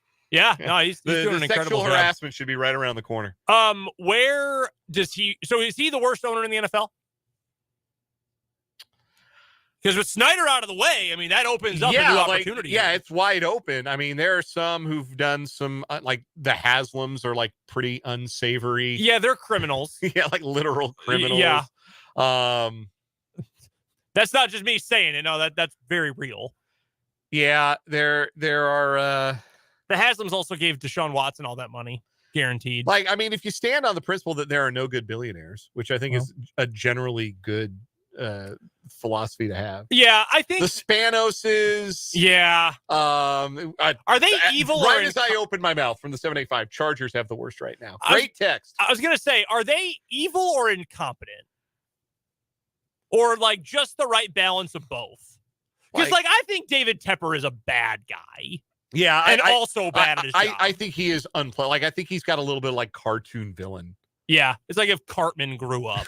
That's who David Tepper is, and like somehow he came into openly, like in an interview, like he openly said, like, when I go to a restaurant and I have bad service, I think to myself, I could just buy this place and fire that guy. Like cartoon villain, rich guy. That's evil. Yeah, I'm convinced he's the worst. I think he is the worst because you've got owners who are bad because they meddle too much. Like Jerry Jones, for a lot of reasons, is a very good owner business-wise. I mean, the Cowboys are one of the biggest brands in America. Yeah, he's never been a bad owner. He's just not a very good GM. Yeah, he meddles too much. Yeah. Well, he's also gave himself a title. Arthur Blank. That's a guy who players love. Players really like Arthur Blank. He does a ton of charity work in Atlanta. He, for the most part, has done good by fans. But he also, like, stalks his coaches on the sideline, and I would never feel comfortable. Like, fourth quarter, 1-score game, and suddenly my owner, who's like 900 years old, is peering over my shoulder. Like, can give me a little room to breathe, man. I'm trying to think who the good owner. I mean, Bob Kraft is probably the best owner, among the best. I mean, he's had some off the some field flaws. Yeah, has some off the field escapades. But like in terms of the ownership part of it, maybe not like respecting the shield. You're my people. favorite owner, Brendan. Thank you. I appreciate that. That's really what I was setting up. I was going full Michael Scott there. I was just waiting for that. Yeah, no, I mean, it's pretty bleak. No, I don't know. Like the Glazers in Tampa Bay are like internationally hated. Yeah. Yeah, they're definitely more hated in England than here. The Kroenkes stole a team. Yeah, everyone hates Stan Kroenke. So nobody like in NFL circles, I think personally, as an NBA and NHL owner, he's doing a hell of a job. Mostly because he stays out of the way. Yeah, no, that's true. Like that, there's value to that. Yes. Get out of the way. Cut the checks and stay out of the way. He knows what he wants. He is going to make money, and he is going to find a way to make as much of it as he can. Mm-hmm. And winning championships helps. Think of all the money you've given the Avalanche and the Nuggets in recent years. Yes. I'm more than happy to give them my money for things that say champion on them. Works. Yeah. Oh, my God. Yeah, David Tepper stinks. Not a Tepper fan whatsoever. You know, we do have one note from the 785 that says best owner, Clark Hunt. And honestly, that's pretty hard to argue. Yeah. That's really hard to argue because that is an owner who stays out of the way. Yeah. Like he'll raise the trophies and he'll do his one interview a year, maybe two, but one at the start of the year and then one when they win the division. Yeah. He just, stays clear of the spotlight and just like, and I don't think it's a coincidence. Like if we strung this discussion out long enough, you'd probably hear, the Maras in New York or the Rooney family still running things in Pittsburgh. There's like an old guard where like they really did treat the team like a public trust. Yeah. Like there's an old guard of owners, and some of that knowledge has been passed down generationally. It's the new money that sucks. Yeah, no, because it does become like it's a shiny thing to have. This is a thing that gets me into a really exclusive club. What do rich people love? Being parts of clubs that you can't be a part of. And what's a more exclusive club than I'm one of 32 NFL owners? Technically, you're talking about like 350,000 NFL owners. Well, all right. But then, like, sometimes you end up with these really complicated ones, like the Saints, like the Benson family, specifically Gail, her husband died. But Gail Benson, like, has done a lot of charity work in New Orleans, has said, we're keeping the Pelicans in town, which was a big deal. The Saints, they're staying in town. Also gave money to some really, really bad people. Yes. Who, like, covered up massive sex crimes against children. Like, it's complicated. Mostly stay out of the way and don't commit crimes. Like, that's what I'm looking for. Don't do crimes. You've got your billions, try not to give them to like the world's worst people if you can avoid it. Like the Hallis McCaskey family in Chicago, like their popularity isn't very high, but like as far as owners go, they probably rank somewhere in the middle, if not Probably. not top half.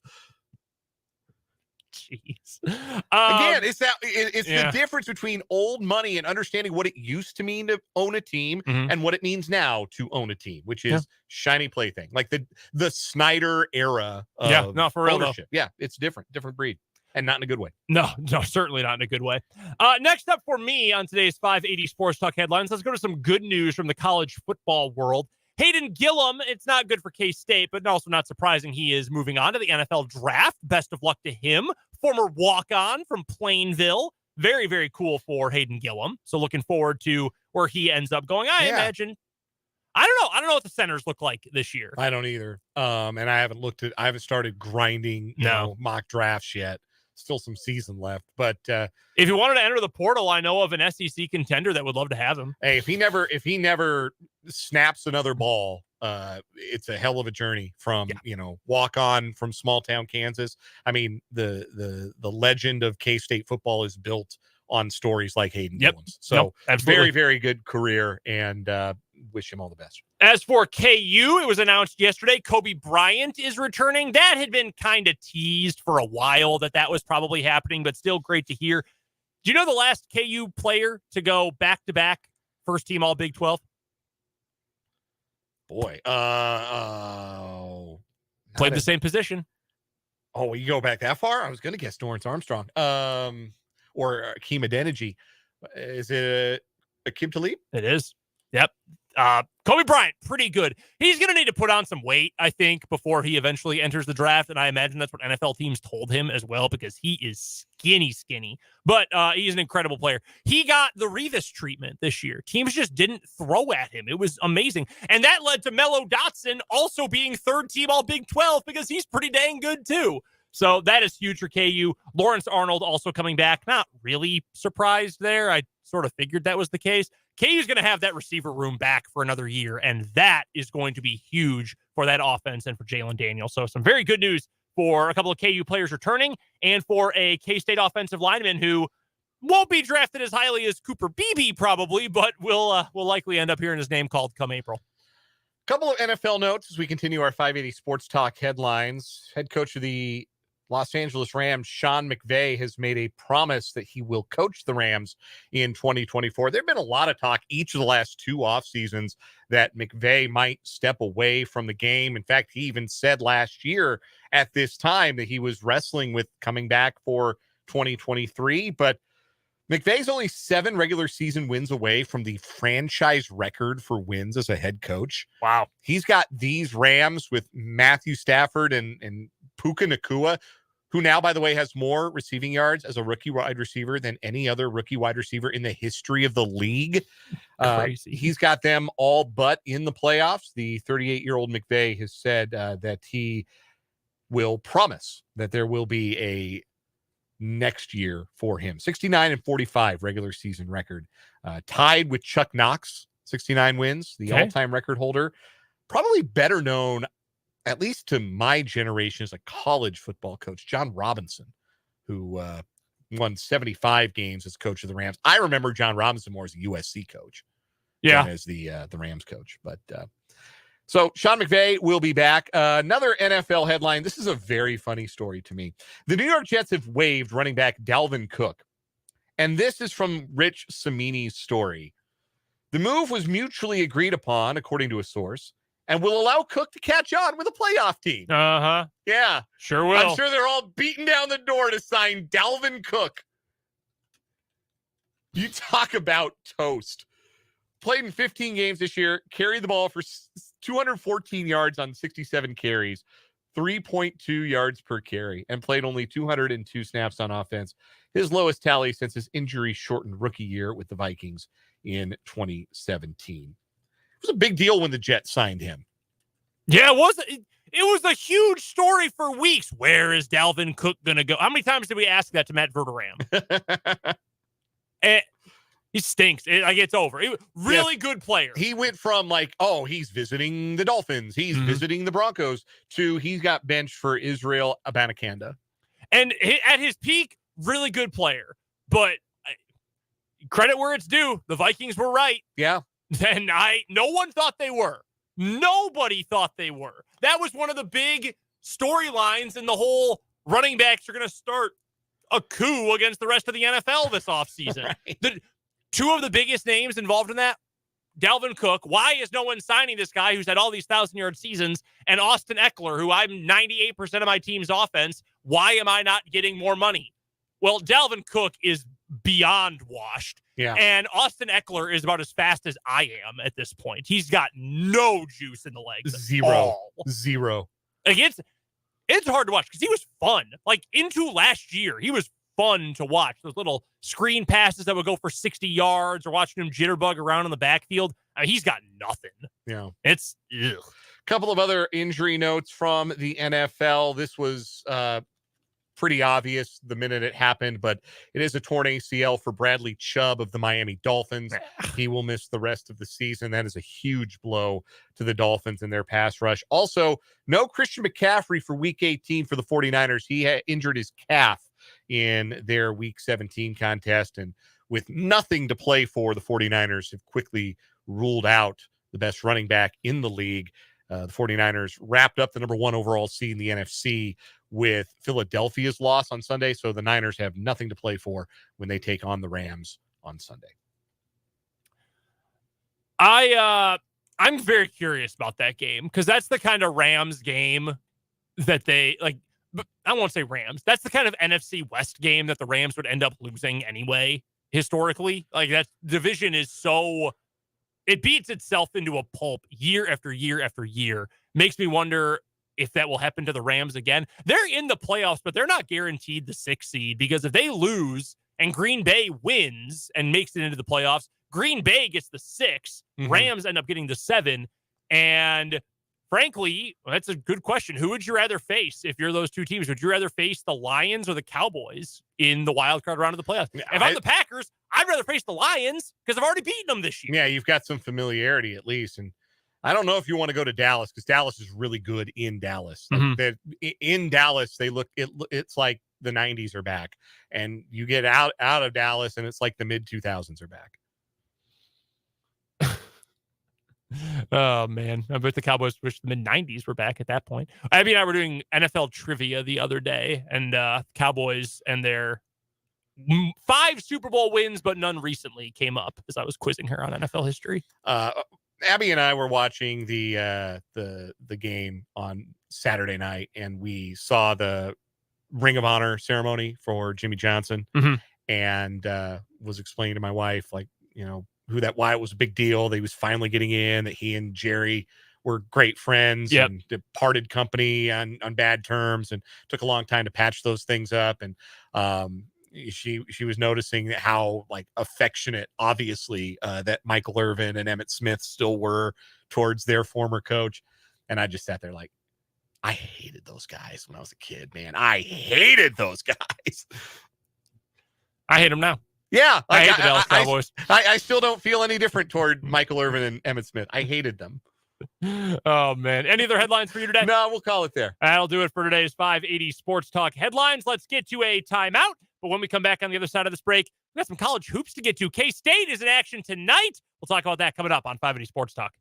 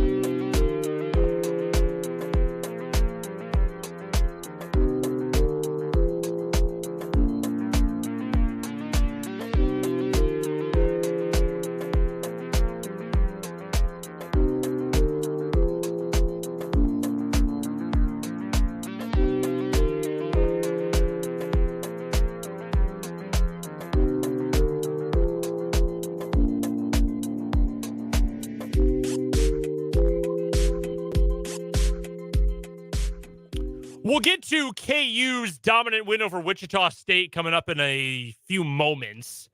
KU won by 19. It felt more like 29 plus. Yeah, they hit the gas late in the first half, and then they came out of the locker room through an uppercut, and that was all she wrote. Wichita State did not have the horses, did not have enough shooting, and KU played really well. Good Elmarco Jackson game. Yeah, Need more of that. Might as well just dive into it right now then. Yeah, Elmarco looked great. He looked confident. And to Michael's point, I thought the same thing watching the game on Saturday. Elmarco Jackson looked like a guy who knew what he wanted to do when the ball came to him. And you really could not say that for the better part of the first 2 months of the season. So that was great to see with Elmarco. I thought Johnny Furphy looked pretty good as well. Yeah. You don't need him to be great this year, but you need him to be productive off the bench. And he looked confident doing the things other than three-point shooting, which I thought was notable for him. Hunter Dickinson went 10 of 17 shooting. That's because the entire first half, he did nothing but take jump shots. He was just trying to get some shooting practice in, which I found quite funny. Also, it probably would have been a bigger blowout if he had just gone to the basket to start the game. But no, I mean, it was exactly what I expected. Maybe even a little bit easier of a win for KU than I expected. The big news for tonight, Kansas State is in action for the Wildcats' final non-conference game of 2023-24, taking on Chicago State. Chicago State is 7-12. They've played 19 games because they are the only independent in Division I. Yeah, so they got to get their games in where they can. For example, they play tomorrow night at Oklahoma State. If I'm not mistaken, that's not the first time this has happened. They got back-to-backs. Like they're scheduling like an NBA team. Yeah, it's they crazy. play back-to-backs. Nobody goes and plays them at their place unless it's like a D2 or an NAIA. I don't think they have a regular season game beyond February 19th. You are correct. And that is against, again, a non-Division I team. They will play Indiana Northwest. I didn't know. Oh, that's the former Purdue Calumet, I believe. But yeah, they're going on the road to play South Carolina State. Their only home games are against non-Division I teams. Yeah. They play East West University, which is an even funnier name than East Central University. East West University. Yeah, that's a real thing. East West. That sounds like something from Blue Mountain State. Yeah, it really does. It really does. So they're 7-12, but one of those 7 was over Northwestern when they were top 25 in the country. So like that got everybody's attention, I'm sure. This is like you can't sleep on Chicago State. Like I'm sure that Jerome Tang spent plenty of time emphasizing to his players, hey, they beat Northwestern. They're still 3-11 in Ken Palm. Like this is still dust off your sneakers, run off the holiday calories, and shake off the rust before you open Big 12 play kind of game. And that is, if K-State plays it with any kind of any level of seriousness, exactly what it will end up being. This is all you really need to know about Chicago State, which is a very bad program, has always been, but it's in a city that loves basketball and loves prep basketball. A ton of high school talent in the Chicagoland area. They've got one kid from Chicago on their team, and he transferred in from a different college. Like that, they can't even get, I guess that's a JUCO he transferred in from, but like they don't have anyone. And they got a kid from Gary, which might as well be Chicago, but like you have all this talent in your backyard and you have to go get a bunch of kids from Florida. Something is wrong. Something is very wrong. The thing that's very wrong for K-State, by the way, is that Quest Glover's not going to play tonight. And that sucks. Because I was very much looking forward to him getting on the floor. Because as we've talked about with Fitz before, and I brought it up last time we talked to him, in fact, I think he is the missing piece for this team.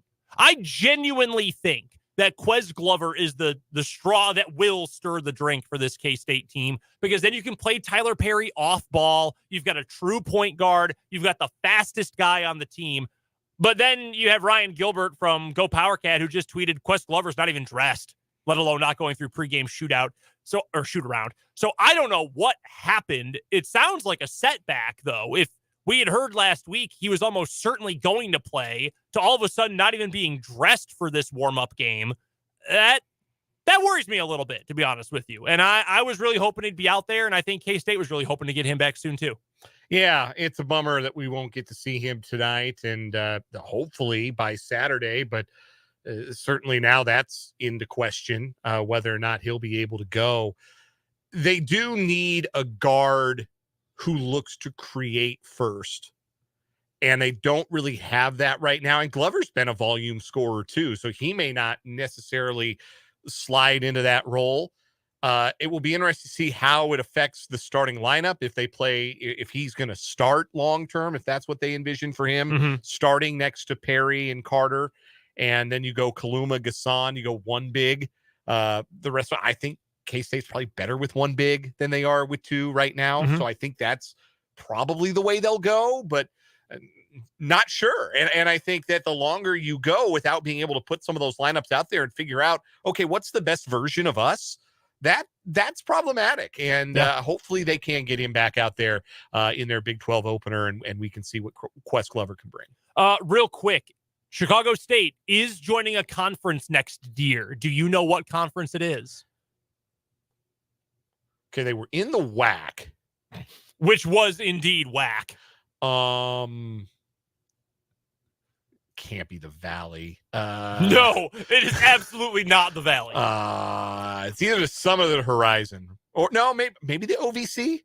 Wrong about the OVC. Wrong about the Summit. Wrong about the Horizon. You are shooting way too high. We're talking about maybe, well, I'll say maybe the worst conference in America.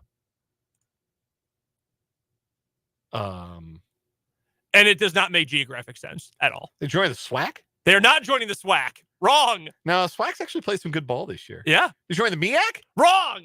Although, according to our friend Matt Brown, they had been trying to get in the MEAC for years, and the MEAC said no. No, even worse.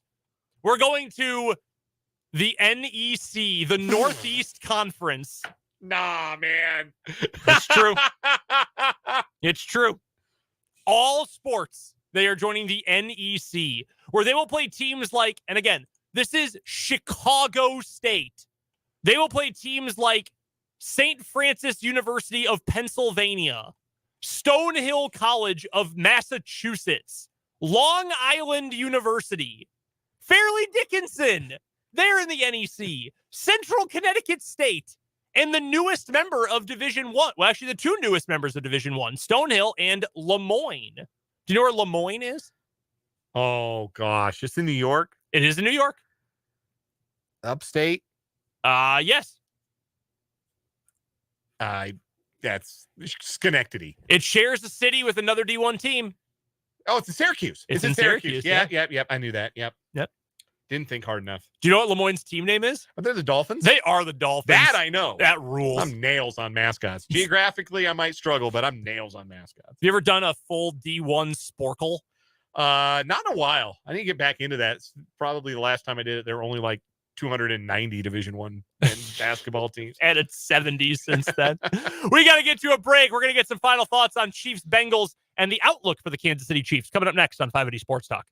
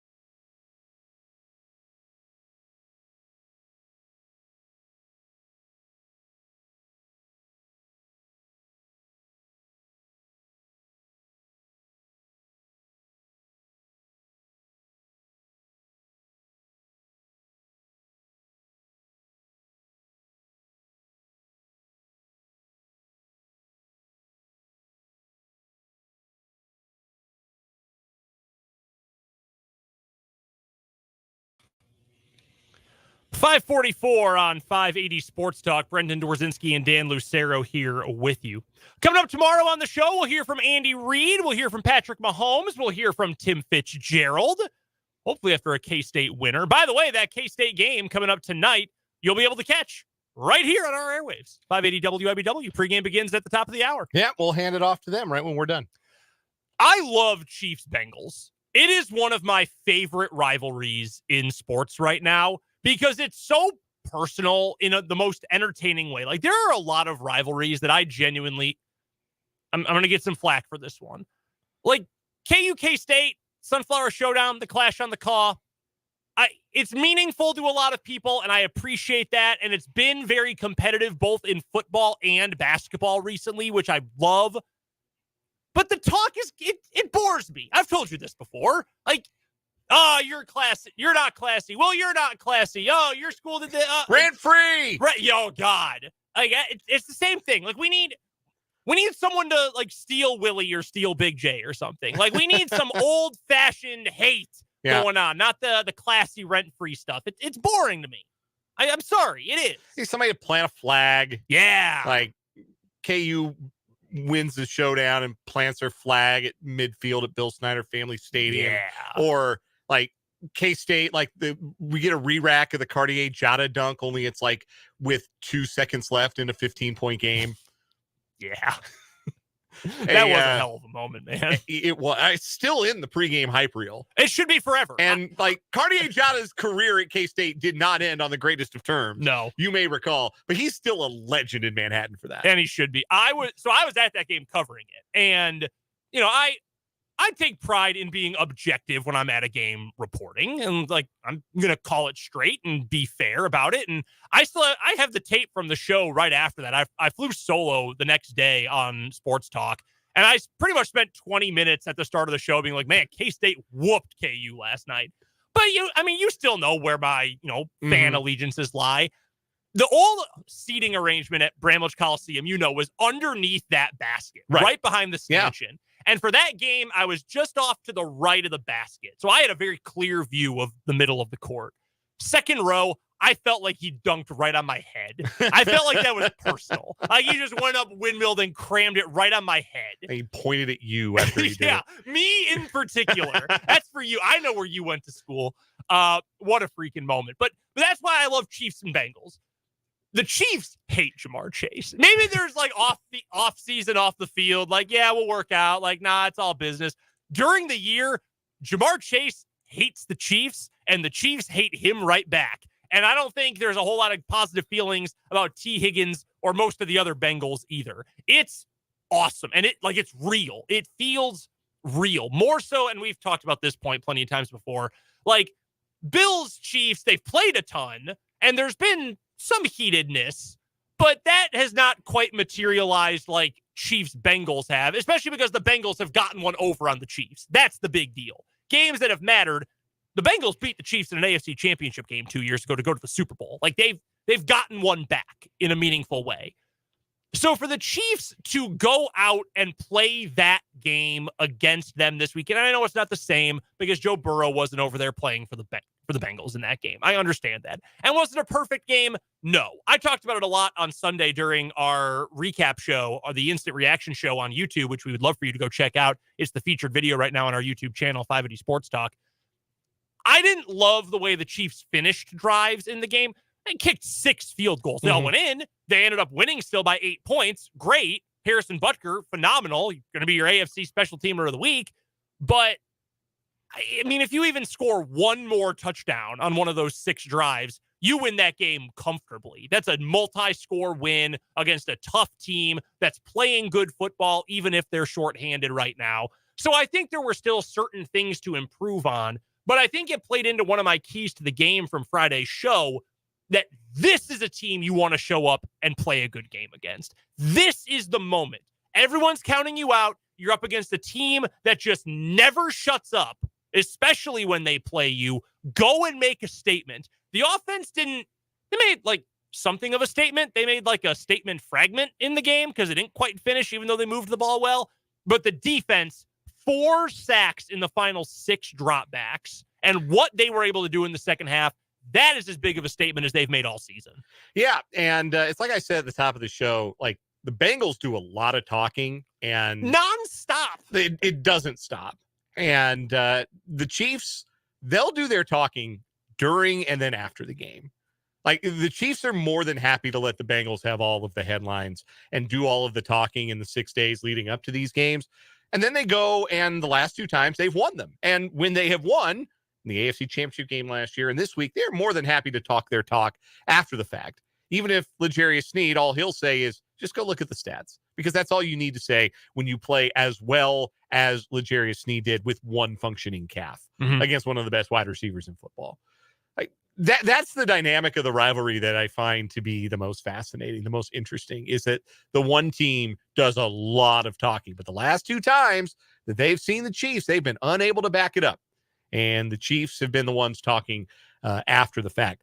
I thought that the red zone issues or the scoring range issues for the Chiefs can be as much about what Cincinnati does defensively. Lou Anarumo has Patrick Mahomes' number about as much as any defensive coordinator in the league has Mahomes' number. And I think that was a big part of what caused those Chiefs drives to stall out. But they trusted their defense and knew taking a profit was good enough.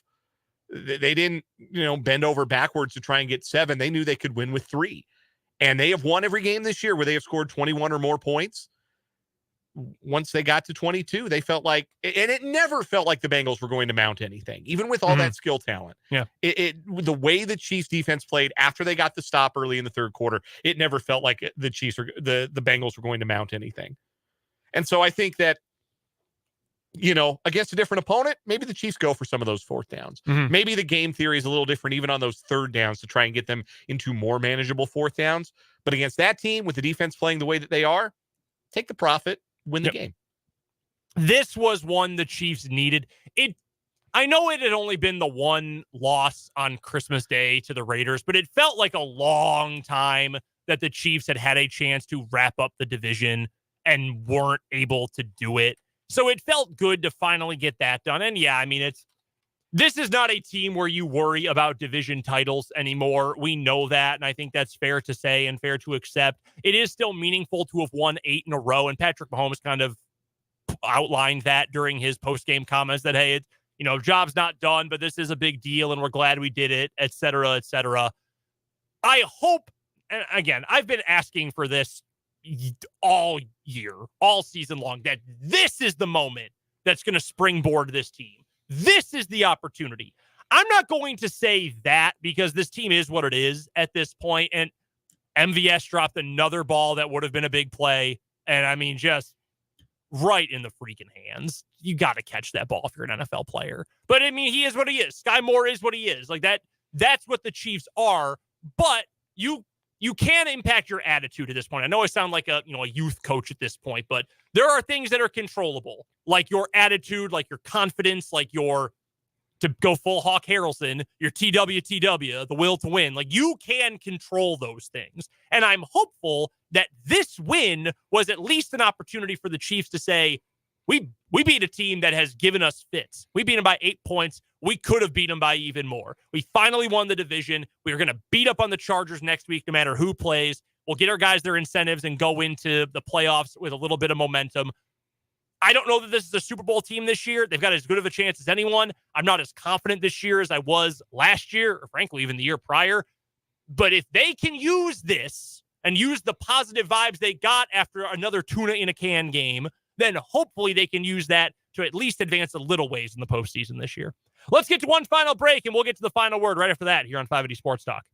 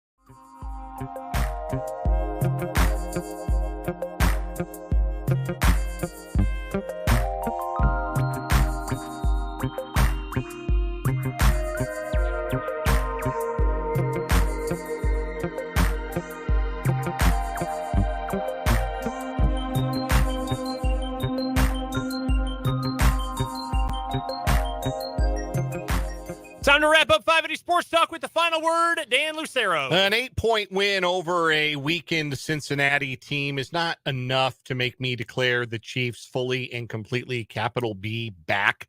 But something did return for the Chiefs on Sunday that I think is very important to their chances of repeating. Their composure, their poise, their confidence. Their leaders acted like leaders during the game and on the sideline, settled some on-camera sideline beef in the process. They felt composed. They felt in control. They made fewer mistakes, and they got out of there with a win, and that is the path forward for the Chiefs. Play with composure, make fewer mistakes. That's how they're going to win in January. I've been as critical of the college football playoff as anybody, really, since the advent of it back in 2014. But I'll give credit where it's due. They got it right this year because we ended up with two fantastic games yesterday. Another Rose Bowl that delivered. It always does. You got a great game in the Sugar Bowl as well. And we get the two most deserving teams for the national championship. That is what I am fired up about. Oh, and by the way, Oregon, thanks for all the money and beating the tar out of Liberty this weekend. That was pretty nice, too. We're back tomorrow with a full show. We'll hear from Andy Reid, Patrick Mahomes, and Tim Fitzgerald coming up tomorrow from 2 until 6. For Dan Lucero, I'm Brendan Dworzinski. Don't forget to subscribe to the YouTube, and we'll talk to you guys coming up tomorrow at 2 on 580 Sports Talk.